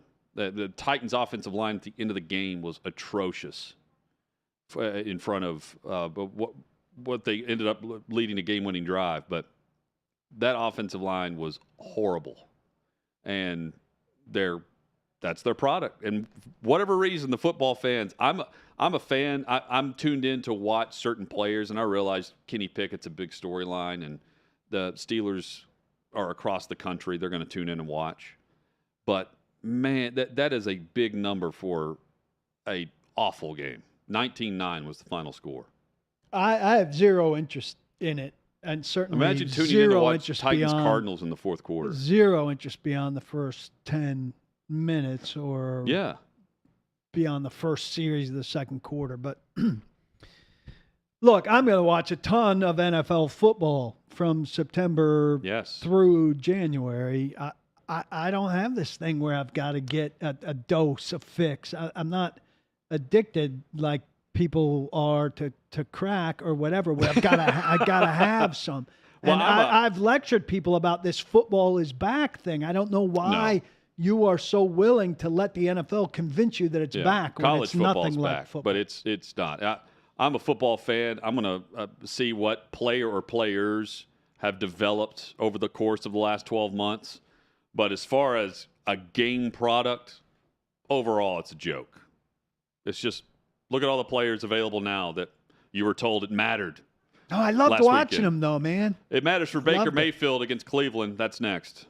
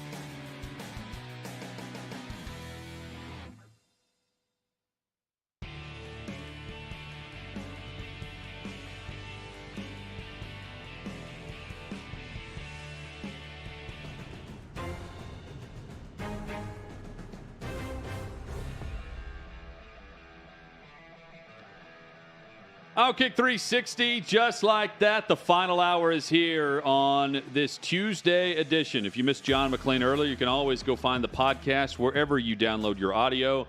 Streaming live at OutKick.com and across the vast OutKick network on this great radio station. So Mike Garoppolo has details of Jimmy Garoppolo's contract. Okay. $6.5 million fully guaranteed base, $500K total in per game roster bonuses, $29K per game active. So you would think he'd be dressed for all of the games. So that would get him to $7 million. $250,000 for each game he takes 25% or more of the offensive snaps. Another $100K for each of those games the team wins. So if he plays 25% of a game and they win, he gets $350K for that. He wins a lot when he plays. $500,000 for one playoff game he takes 50% or more of the snaps in. $500,000 for 50% or more of the offensive snaps in the conference championship game. $500,000 if he wins the conference championship game. $1 million if he takes 50% or more of the snaps in the Super Bowl. So in all, he ends total up value $15.45 million. Okay, so in all, it's about a $9 million difference from what he was scheduled to make versus if he achieves all of these little, checks the boxes. This is what he gets $6 million to do absolutely nothing for a fall and then rehab/train, and then no trade clause, no tag clause. So they can't franchise tag him a year from now. They wouldn't do that, not with the money that's due to a quarterback. But still, he knows he's a free agent come March of next year. Hit us up on Twitter at OutKick360. Roster cuts were finalized across the league, or they had to be turned into the league as of about an hour ago. No massive surprises. Honestly, Paul, there's no massive surprises this time of year. Maybe a veteran or two. Like a veteran like Logan Ryan in Tampa going into year number 10. He was cut. He was released today. Chances are, though, because of his salary and he's a vested vet, after week 1, his contract is week to week, not locked in for the season. So chances are he's back on a roster by week 2 if he wants to continue to play. The big headline yesterday was Brett Kern was released by the Titans. They're going with an undrafted kicker. Surprised you haven't heard already about somebody. I mean, he didn't have to clear waivers, so it's surprising that you haven't heard about him connected with somebody already. I think if I'm right, I think I'm right. So they saved money on the cap by cutting him, right? Like $2 million or something. Yeah, $2.2 million, I think. But he also had some guarantees that he's getting within this 12-month span whenever he restructured his contract earlier this offseason. So he's getting roughly $1 million to not play. So if you're another team, you've got to make it worth his while to go play, right? Because he can sit and take that check that's paid out over a certain amount of time. Was it offset or on not? the restructure? That's a good question. I don't know about that. Don't know that for sure. But that's why a veteran restructures to quote unquote help the team cap. He's making money up front on doing that. He's getting paid some way, and Kern would have been paid some type of amount in order to do that. So my guess is you've got to come with a decent offer for him that's probably close to what he was making here if you're going to get him out of the family dynamic that he has here in Nashville to go to Buffalo or go to Denver or wherever. He indicated he wouldn't be relocating his family. He would be commuting. That's why I think Indianapolis would be intriguing because he could, drive home pretty quickly on his time off. Or Buffalo, where I imagine he still has family. So that's why I brought up Buffalo. So if you're Buffalo, I'm glad you mentioned them because I would have forgot to add this on. If you're the Bills who don't punt that often, do you want a $2.5 million punter? Or do you want a $1 million guy who you can try to develop? Yeah. Right? It's a fair question. But, I mean, if you're Buffalo and you're on the verge of going to the Super Bowl, do you want a punter that could cough and corner it and put you inside the 5 pretty consistently on the occasions that you need to punt? I'm with you. Titans cuts are in. The rest of them, just most notable, Des Fitzpatrick does not make it. Looks like they kept 5 wide receivers because they cut everybody I could think of here. Chris Jackson out. Theo Jackson, 6th-round draft pick out of UT. Defensive back out. So Larrell Chris Jackson, Murchison former out. draft pick. Theo Jackson also cut, right? Yes. And Logan Woodside out. Waived injured Tommy Hudson. They only have, I think, 3 tight ends unless I'm missing somebody. Did they cut David Wells? David Wells Then they out. have 3. Yeah. They have 3 I think tight they ends. need another tight end. That's a top shopping item for me. We've talked a lot about how much 2 tight end they'll run. I think it's dangerous to only be carrying 3 tight ends. They need to get when back you're to 2 running tight ends. that much 2 tight end, which I think they're going to run. Todd and they Downing. only have 5 wide receivers, so they're thin at both positions. No matter how much they're running, they need a wide receiver and a tight end. And listen, this team at the combine was talking about needing to get better on the offensive line and at wide receiver. They're not better at either position. No, based on what they've done. So that's a fail by John Robinson to this point. Now, can they do something with waiver wire pickups? They've already made a trade for this offensive lineman from Carolina, who, Blake Bedingfield, the longtime Titan scout who writes for my site, says is a Ty Sambrailo, Kendall Lamb type. Well, Ty Sambrailo at his best was a pretty functional swing guy. Kendall Lamb was not. So, hopefully they see something in the guy that says they can bring him in here and polish him up and he could be a good swing guy. So, doesn't express much faith to me in Dylan Radins or Jamarco Jones as a tackle. So sorry, Paul, who's the surprise? Who's making this roster? Daniel, the extra outside linebacker, Anani. Oh, Anini. Yeah. No, he's waived. I'm sorry. He's waived. That's a surprise to me. I thought he was going to make it, and I think he's a guy that's got a chance to get claimed. If you sack the quarterback in the preseason, you become a commodity. He had 3 sacks in the preseason. So I'm surprised. He was noticed. Let's go through the list real quick. Anini out. Trenton Cannon, the running back, out. Adrian Colbert, the safety, out. Christian DeLauro out. Des Fitzpatrick out. Jack Gibbons, who they liked as an inside linebacker. He'll be a practice squatter for sure. Des Fitzpatrick. Tyree Gillespie, who they traded for conditionally, so he won't cost them anything. Cody Hollister, Hayden Howerton, the offensive lineman. Chris Jackson, Theo Jackson, Joe Jones, another guy I thought had a chance. Kern, Kinsey, the wide receiver. Greg Maben, the defensive back. Jalen McKenzie, offensive lineman, I think they like as a practice squatter. Larrell Murchison, who had just faded. Xavier Newman Johnson. Thomas Odukoya, the tight end, who was a freebie, I think, because he's international. Sam O, the defensive lineman, he might be the international. Jordan Peavy, Reggie Roberson, Jordan Roos, Andrew Rupsich, Trey Swilling, David Wells, Logan Woodside, Willie Wright, and Tommy Hudson waived injured. So who's made it? That's a good question. It's always hard to put that together. I'm thinking. Well, that's what I'm doing right now. So Julius Chestnut's made the roster. Julius Chestnut's made the roster. And so has Trey Avery. Trey Avery, and he's pretty good. He's been pretty good. Again, I didn't hear you name him. No, I didn't. And the back-end safeties, so the most recent trade, the other Overton guy.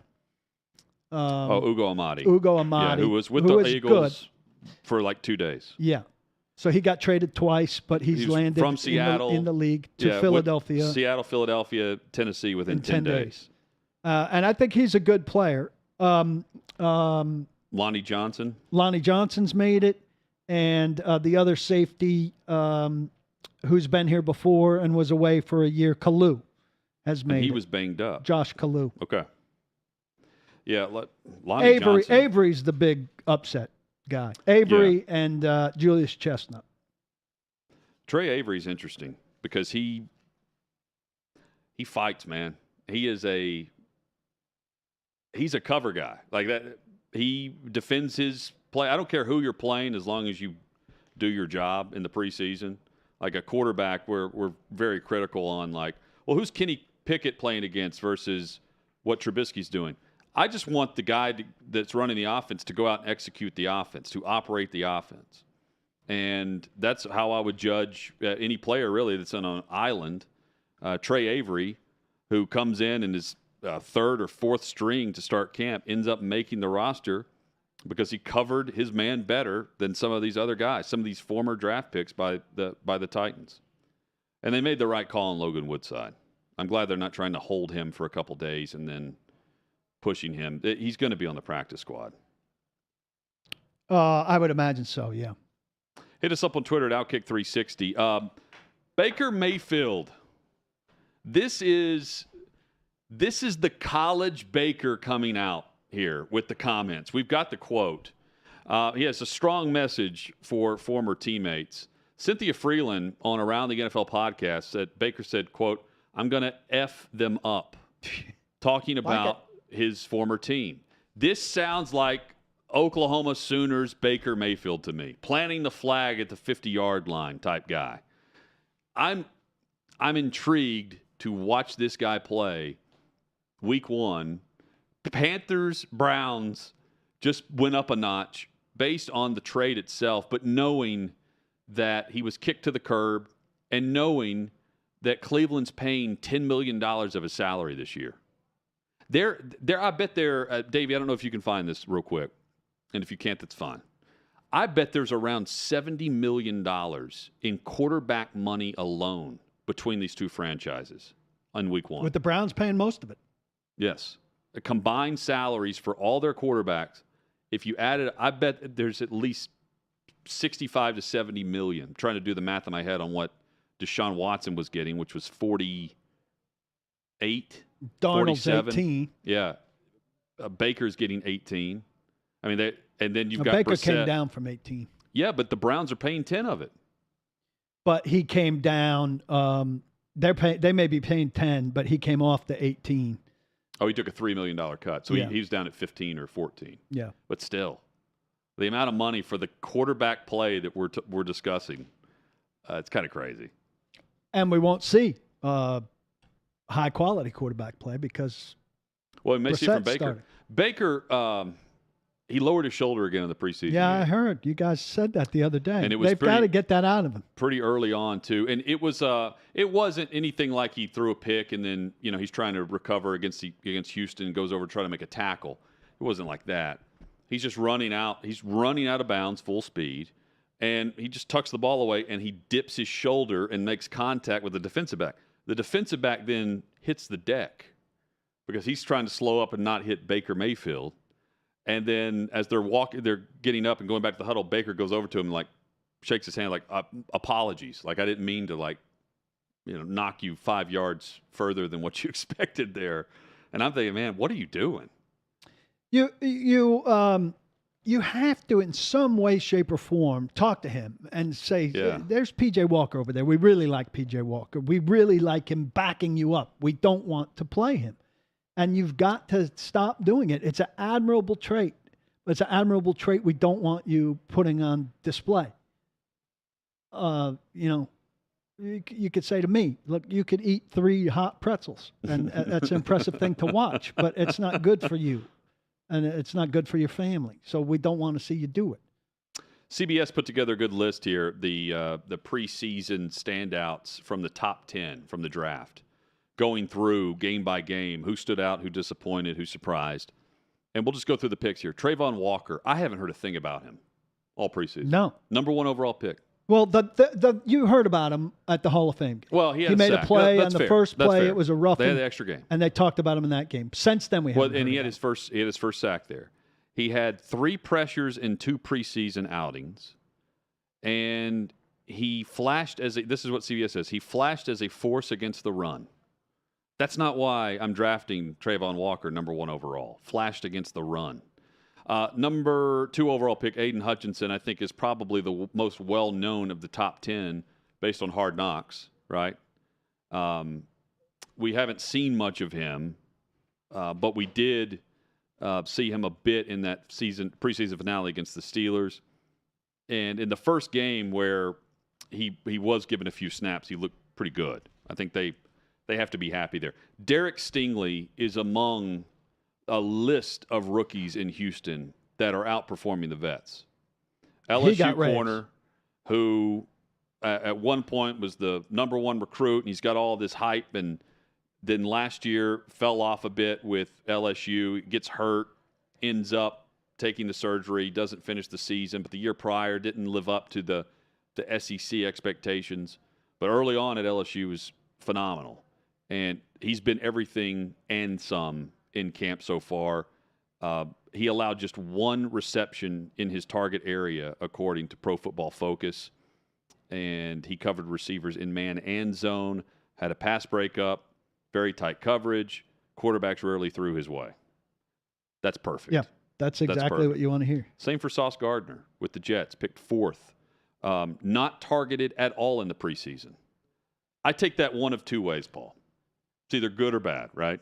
I lean toward that being a good thing because Gardner on an island in the preseason where you're not game planning, you're going to the open route, you're going through your progressions. He's playing the outside spot.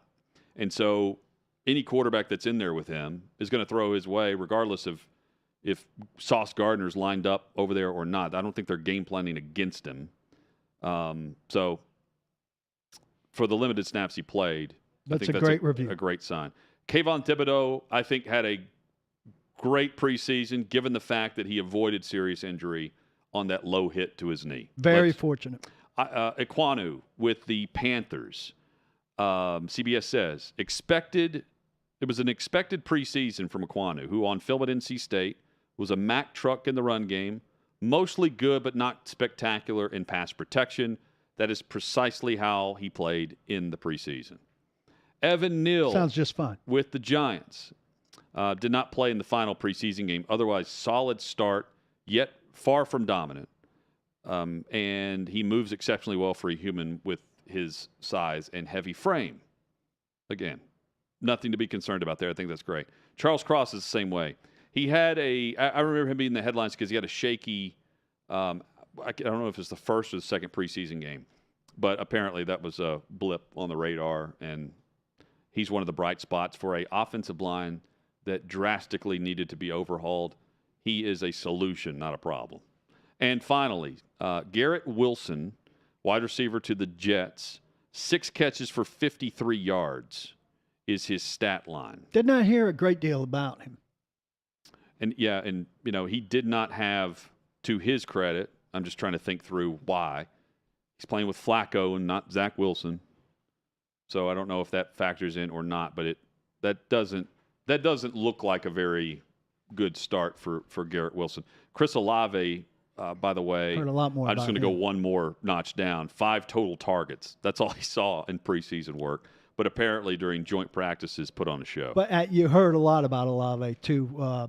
Big reviews. A lot of talk from Dennis Allen.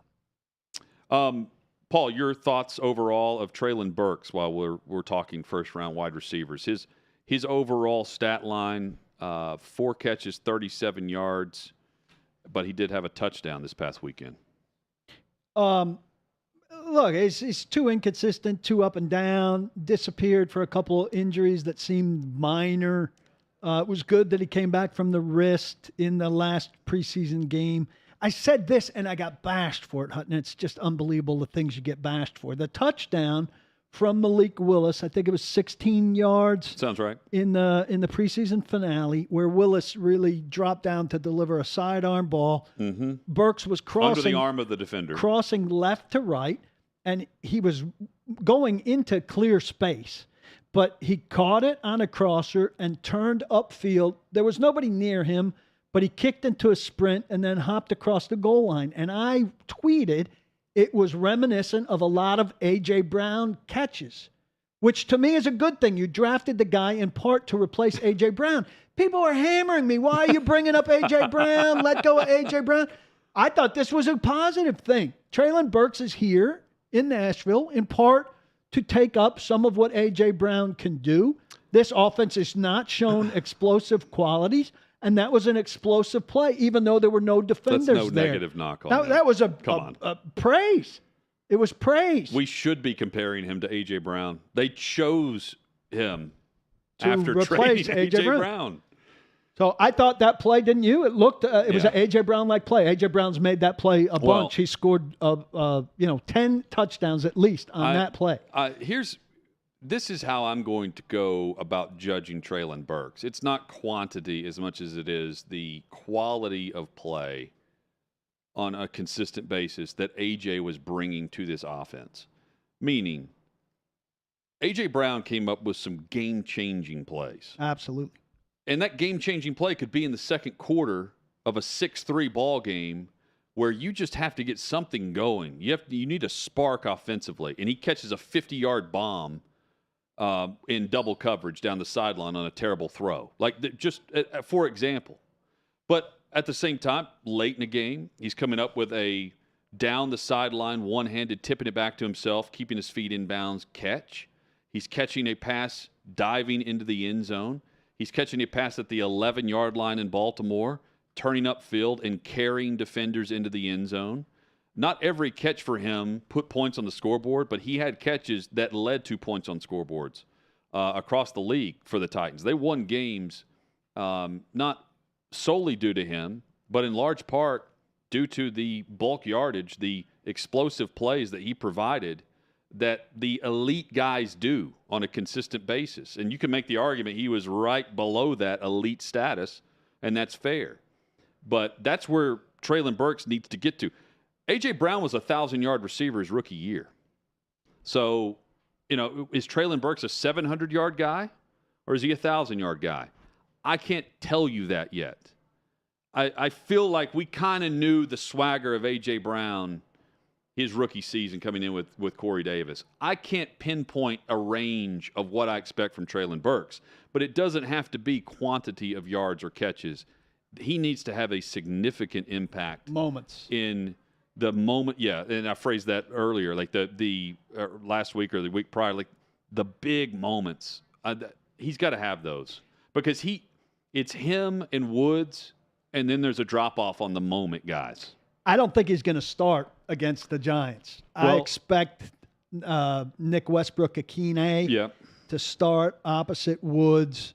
I expect Kyle Phillips to be the slot guy, and I think Treylon Burks will be the fourth guy in that mix. Well, how much will they give him? How frustrated will they get when he makes a mistake, and how quickly will they give him the hook?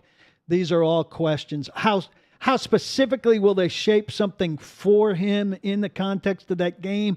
I think they're reluctant to do that, right? They want guys to know their stuff as opposed to being like, here's a little morsel for you that we'll give you. I think they need to be more willing to do that. Not a little morsel, but more willing to say, hey, you don't know the whole route tree. You didn't run the whole route tree at Arkansas. We've got to give you something limited and work with it. They need to be willing to do that. Well, yes. I would also say, as you're saying that, I'm thinking of two specific plays. Second play of training camp, deep ball, Treylon Burks. That he sprawled for. He makes a catch. First series against the Bucs, deep ball, Treylon Burks. They need to make sure they're giving those opportunities to him. And we've complained about this with this team in the past. They didn't manufacture touches for A.J. Brown, and A.J. Brown was elite. Yeah. Are they going to manufacture touches for Treylon Burks early when he's far from elite, when he's unknown? But he's no A.J. Brown. He, based on your description and what I've seen too, I mean, he's just a role player that has a chance to elevate to a number one guy. Nick Westbrook-Akine is a role player who is a role player. But he's steady in his role. Right. But you've got Burks, who has the opportunity to be a true number one option in an offense. I see that in him. But nothing consistent. And that's where they've got to build to. I don't hate the fact that, he's not going to be starting, the first series against the Giants. He needs to be in on one of those three plays. Here's my... Right? There needs to be a progression of how he works into the offense. And here's my fear, where you say the word elevate, which is a key word. I've said for a long time, and last year in particular, when the Titans were suffering at wide receiver with all of the injuries, Ryan Tannehill has not elevated anyone. Name the receiver who he's made better. The receivers have made him better. A.J. Brown made him better. But there's no receiver on the list of receivers that he's thrown to, or tight ends, weaponry, that he's thrown to since he's taken over. And he's done a lot of good work. But there's no wide receiver that he's taken from being an average guy to a better than average guy, or a better than average guy to a great guy, or anything. There's no guy that you can name from the slew of guys that he's worked with since the middle of 2019 that Ryan Tannehill has made better. And that's one of the qualities that has made substantially better. That's one of the qualities that quarterbacks better than Ryan Tannehill, who's a middle-of-the-pack quarterback, have. And they do if you're a top 10 quarterback, you elevate pass catchers. Ryan Tannehill doesn't. And they don't always have the perfect offensive line in front of them. Exactly. And that out of a situation, they put a ball somewhere that a guy goes and gets, and you say, whoa, he's making that receiver, putting him in situations where he's doing things beyond what he usually does. And we haven't said that about Ryan Tannehill hardly ever. Coming up, we will switch gears and we focus on the SEC. Our final team in our daily SEC spotlight leading up to kickoff of the college football season, the Tennessee Volunteers. We discuss Josh Heupel in year 2, with Hendon Hooker in year 2, and what it means for the Vols and what is at stake for Tennessee in the SEC East. We preview the Vols next on OutKick 360. What's up, guys? It's Tommy, and if you missed my last show, you may be experiencing some FOMO, so this is what you missed. In the case of Sydney Sweeney, don't even get caught throwing a birthday party for your 60-year-old mother that has even slight undertones of Donald Trump. And whatever you do, do not invite a guest that might support law enforcement, because the internet will lose its marbles. Yes, this is a real thing, and it trended for hours on Twitter yesterday. Turns out Sweeney threw a surprise hoedown themed birthday party for her mom that included hats that said, "Make 60 great again." And get this, she posed for a photo next to a friend or a family member who wore a Blue Lives Matter shirt. The horror, I know, lock that woman up. Just because no one has ever thrown a Joe Biden themed anything, other than maybe a funeral, doesn't mean liberals get free rein to shame the Sweeney family. It's like I talked about in the beginning of the show today. The left is anything but loving and tolerant. They project their hate, their intolerance, their racism, and their bitter BS on us because, quite frankly, they hate themselves, especially the white ones. So go throw a pity party or a justice riot or post a black square and get over yourselves, because you're not that special. Over the weekend, I don't know if you saw, but there was a big dust-up, a big debacle involving the wife of Jason Aldean, Brittany Aldean, who she posted a little video saying that she's glad her parents didn't change her gender when she went through a tomboy phase because she loves being a girly girl. Yeah, was it a little bit, pointed? Yeah, it certainly was. But there were a couple other country artists, Cassidy Pope, Maren Morris, and a few others, that were very, very triggered by her statement. And they didn't take the advice of Michelle Obama. They did not go high. They went lower than low, calling Brittany Aldean Insurrection Barbie, saying she's disgusting. I've got more hot takes every Monday, Wednesday, and Thursday night, and I'll have some final thoughts at 7 p.m. Eastern right here on OutKick.com. Hey, listen, if you missed my show, don't at me. I've got you covered. Take a look. Jim Harbaugh is not, he ain't normal, and I'm here for it. I had a friend of my son's play for Jim Harbaugh, and the mother loved Jim Harbaugh. Said, you know what? And the mother was like a school teacher. And she's like, you know what? He's different. He makes sense. All these other guys walk in your house, and what are they? I don't know. They're just guys talking. Harbaugh was different. He was fresh. Not fresh in that way, but fresh. So he went Solomon.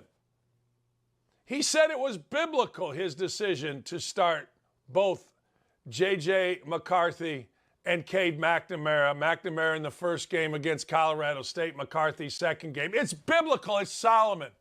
How about our guy, Mr. Science? You thought Bill Nye was the science guy? Bill Nye's not the science guy. Joe Biden's the science guy. You want to see science at work? Joe Biden is Mr. Science. There was Mr. Coffee with Joe DiMaggio. Let's see Mr. Science living by science in this video here. Let's show this video. Joe Biden walking up, no one around him. He's got the mask on. Here goes Joe. He takes it off when he's going inside.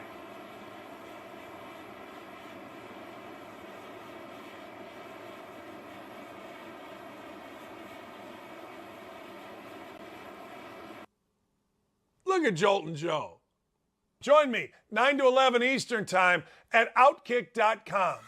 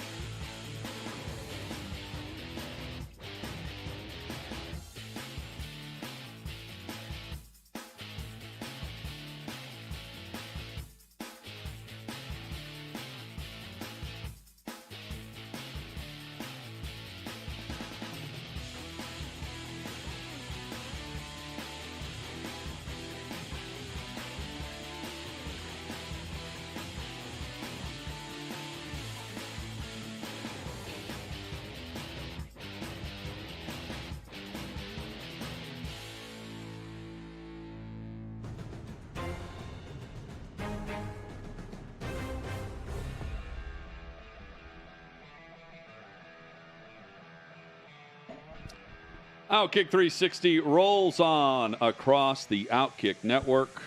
Glad you're with us. With Paul Koharski, I'm Jonathan Hutton. Chad will be back with us tomorrow. We're continuing our series in our SEC Spotlight. It concludes, I don't even know if we really planned it this way. We knew that Tennessee was opening up on Thursday. By the way, we'll be in Knoxville live for our college football preview shows, both Thursday and Friday, right here for 360.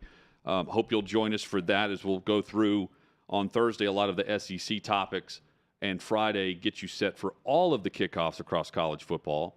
Tennessee, of course, kicking off against Ball State, and that's where we will begin our final SEC Spotlight on the Tennessee Volunteers. Hendon Hooker threw for 31 passing touchdowns in 2021. The record is 36, set by Peyton Manning in 97. Considering that he came off the bench and he only threw 3 interceptions last season, will Hooker break the school record of 36 passing touchdowns this season in the Josh Heupel offense? It's a stat that is not discussed often enough, and I say often enough because the Vols have not been able to have a quarterback worthy of this discussion in the preseason in quite some time. You know, we weren't saying anything like this with Garantano, for instance. This guy can do it, and his accuracy should improve. His overall knowledge of the offense has to be better. He is the bona fide leader of the team, and he's coming off a year where he threw for 31 and 3. I think he can do it. I think he can do it too. I mean, he's only 5 off in the first year of the system, and you know, I think some people will be kind of like they were when Roger Maris was getting Babe Ruth's record. Not to put this one in that category, but against it because you're threatening an all-time great, right? And you'd put an asterisk on this one, not the way they were doing with Maris, but the pace of play here is the key to that. If you went and looked at how many possessions Peyton had to get to 35 as compared to how many possessions Hooker will have to get to 36, if he gets there, the two won't be comparable. But with the pace of play that they're going to have, where I think they'll be faster and even faster than last year and have even more chances to score passing touchdowns, I think it's completely in play. Yeah, and the other thing, too, is you'd have to assume he's not getting banged up throughout the season because he is mobile. I mean, he's going to move. He got hurt against Ole Miss, for instance, and we saw Joe Milton come in and commit malpractice on the play clock and the game clock. But I say yes. I think he sets the new Vols passing touchdown record this season based on the pace of the offense and the expectations I have for it. Because I'm curious about how defenses will go about adjusting to Josh Heupel's system now that they've played against it, now that they've had a year to try to get a grasp on it and what they're trying to do. But Paul, as you well know, if you get the right quarterback running the right system, it really, good offense beats good defense. And I think this is a version of that for Tennessee. They averaged, 475 and 39 points last year, and that's without hitting 30 points against Georgia, Bama, Ole Miss, and Florida, with a really bad game against Florida, right? Yeah, they really, so you would expect them to be better. They were able to trampoline off of the Florida loss that's when Hooker came in for Milton and went forward. That's the following week is when they put up 63 against Missouri. You would expect them to be better. First off, they don't have the Milton games. Secondly, you would expect them to be better against their best competition, even though maybe they don't beat that competition. Maybe, yeah. More competitive. More successful at what they do best second time around. So, you have to have a good feeling about their offense, 2 good receivers, 2 good tight ends, places for him to spread the ball around. They let 44 sacks last year, which is really bad. Can they tighten that up? That's another place. If you get that down to 30 even, 28, there are more opportunities for him to make some plays. A couple of games last year where they had opportunities to get 9 wins. 7-5 is their final record. I think they get to 9 this year. I'm going 9-3, simply because I think they're getting over the Pittsburgh hump. That's a game they could have won, should have won, many would say. Ole Miss is a back and forth game where, again, they're in the mix there, and they were in control of bits and pieces of that until they weren't. Until mustard bottles started hitting the turf. So I think they're getting to 9. I am hesitant to go above that, though. I know there are some fans that are on board with this offense to the point where they think they're getting 10. But, Paul, the hesitation I have has nothing to do with the offense. It's the defense.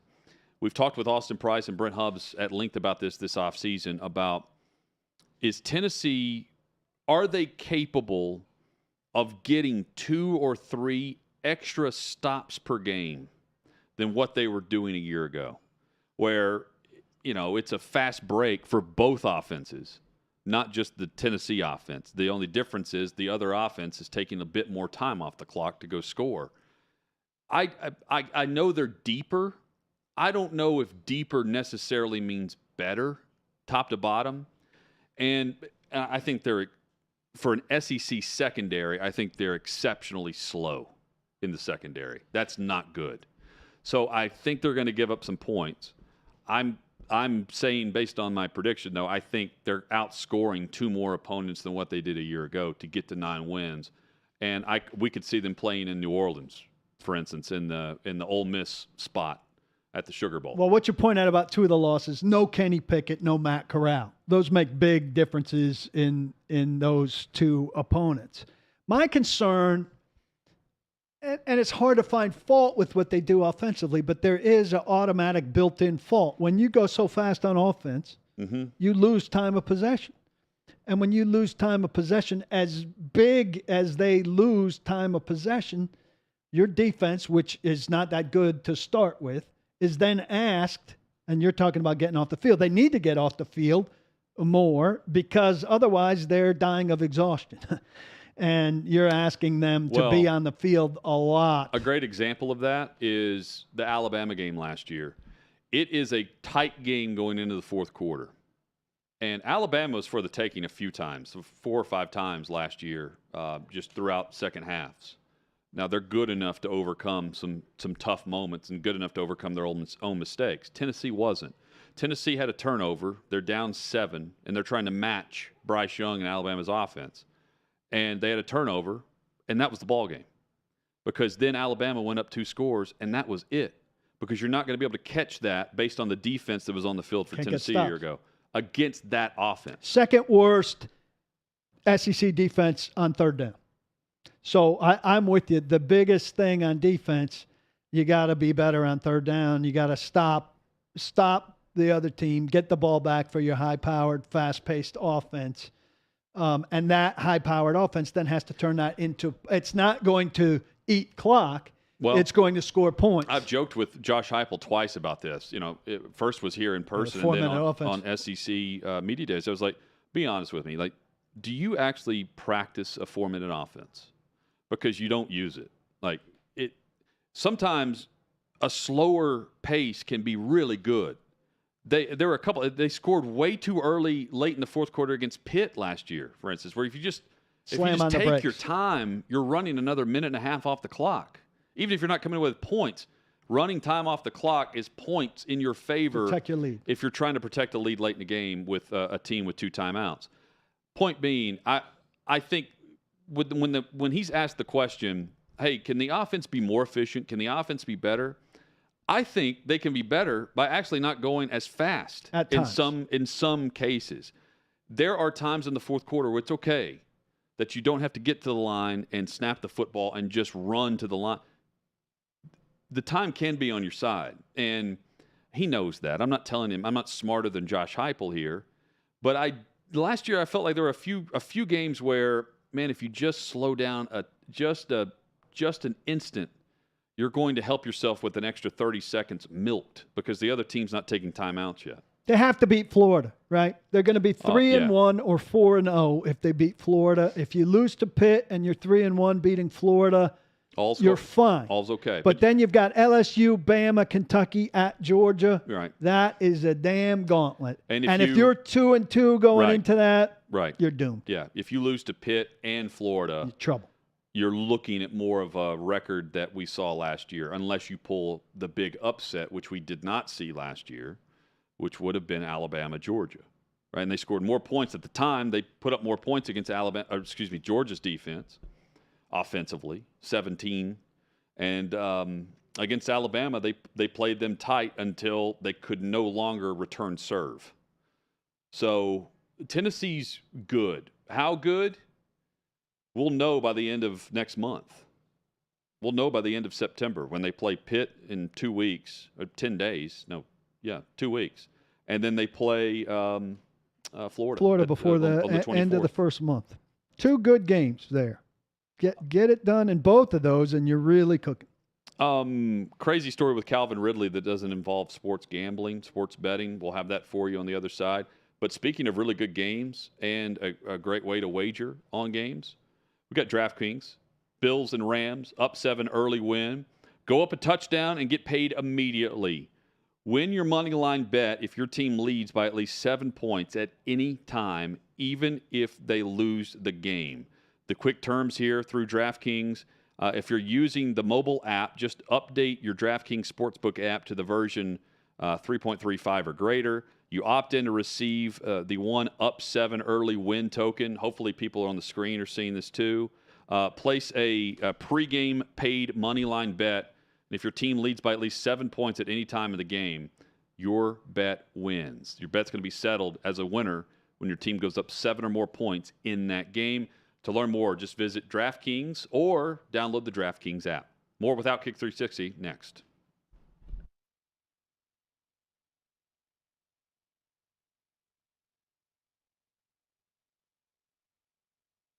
What's up, guys? It's Tommy, and if you missed my last show, you may be experiencing some FOMO, so this is what you missed.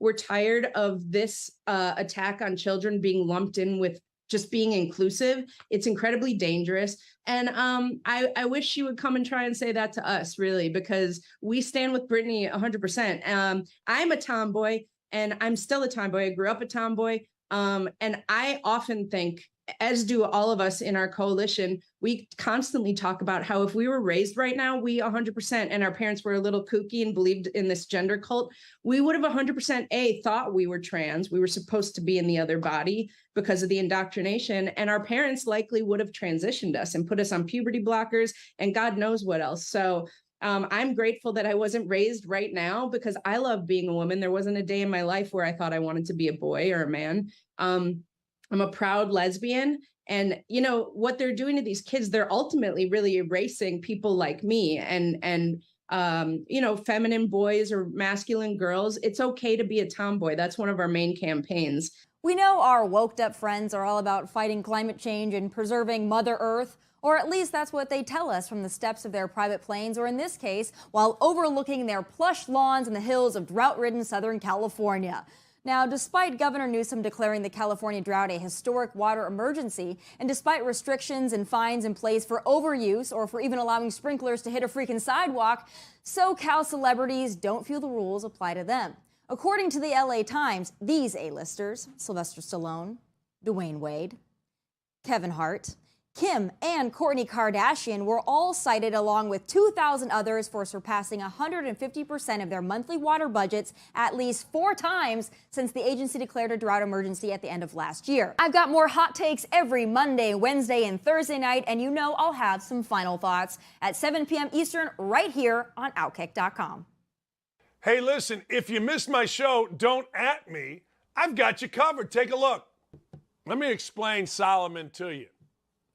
In a nutshell, you ready for how smart this guy was? Listen to this. He had 700 wives, 300 side pieces, and 1,000 women he had to service. 1,000 women he had to keep happy. Look, you can spin that around. I don't want to be sexist here. But if a woman had 700 husbands and 300 gigolos, I don't think she would like that either, and I wouldn't consider her very smart. I get it. The wisdom of Solomon, it is biblical. But the dude had 700 wives. I don't know. All I know is this. I've had 2 wives. I'm not having it anymore.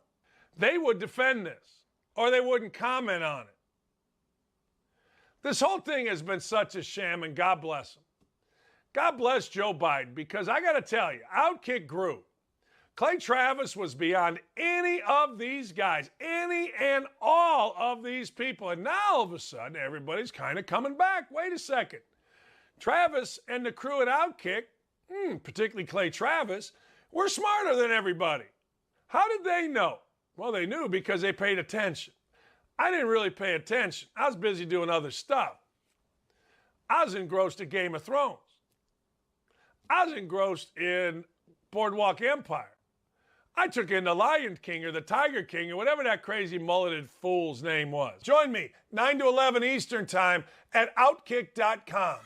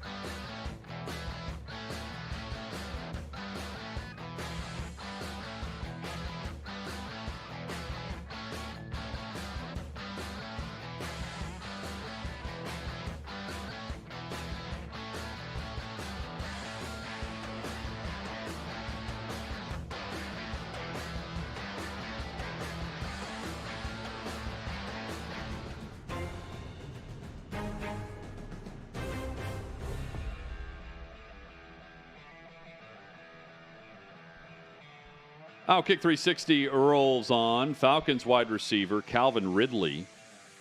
So he's out on suspension, suspended indefinitely, at least for this season, because of violating the league's gambling policy. He was apparently targeted by a street gang in Atlanta.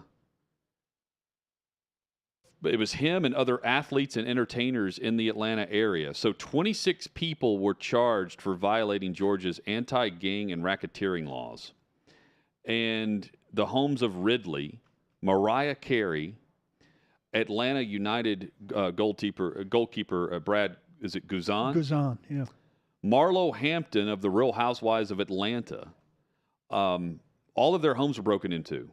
And it's all based on, according to the indictment, they're thinking like they showed off whatever they may have in their homes somehow on social media. Yeah. And they became a target of this street gang. That's crazy. Nuts. I saw the Mariah Carey piece of this, but it's pretty intricate, pretty thorough, and a lot of targets. It would scare me to death if I was a Atlanta celebrity who had shown off my stuff. I wonder if there was a celebrity community kind of conversation going on, like, "Hey, look out!" Yeah, or I mean, be somehow smart they're about what you're finding out doing where on you social. live. Yeah. The Yankees are set to buy a stake in AC Milan. Does that move the needle for you at all, Paul? If they get a good American on that team, I might pay some attention. But I'm married to the Premier League in terms of its visibility in America. And Malik Willis is officially the Titans' backup quarterback. We got a good sense of that this past week when he played all but the final series. Logan Woodside released today. And what was a training camp? I mean, that was a legitimate battle throughout the month of August where Willis ends up winning it based on the way he continued to stair-step his progression. It was his to win or lose, though. Yeah, it wasn't really Woodside didn't have a chance to do much based on how few snaps he got, both in the preseason and at practice, where he really had fewer and fewer chances. They skipped right over him a lot and increasingly. I think he'll be back on the practice squad, presuming he's not taken by anybody, and I don't think he will be. And the Titans have some holes now. They're thin at inside linebacker. They're thin, I think, too thin with with 3 tight ends. They need a fourth. They only have 5 wide receivers. So some adjustments still to be done. And they have 5 running backs, which is one too many. So Julius Chestnut is one of their best 53, I would agree. This is an example of all 31 other teams as well. The 53-man roster that you will read whenever you get home from work today is going to change drastically by the time they kick off week 1. Yeah. Either through waiver wire or they're trying to sneak a guy through, and we'll briefly explain. You don't let a guy go initially because there's this less than 24-hour waiver claim where teams will now begin to put together their practice squads. I'll use Chestnut as an example. They may waive him later, and I don't know if they will, trying to get him through after teams have already made their determinations on 53 and on practice 16. squad. Yeah. So then you're more likely to get him back on your practice squad. In theory, that's it doesn't always work in your favor, but you can try to protect a player by keeping him on initially. Once you do your 16 practice squad, then you kind of feel like, all right, we've got our group. Yeah. And, if a guy comes free next Wednesday, you're a little bit less likely to say, all right, let's mess up our group and change it. Man, the other thing is Robinson continues to tinker at tackle and in the secondary.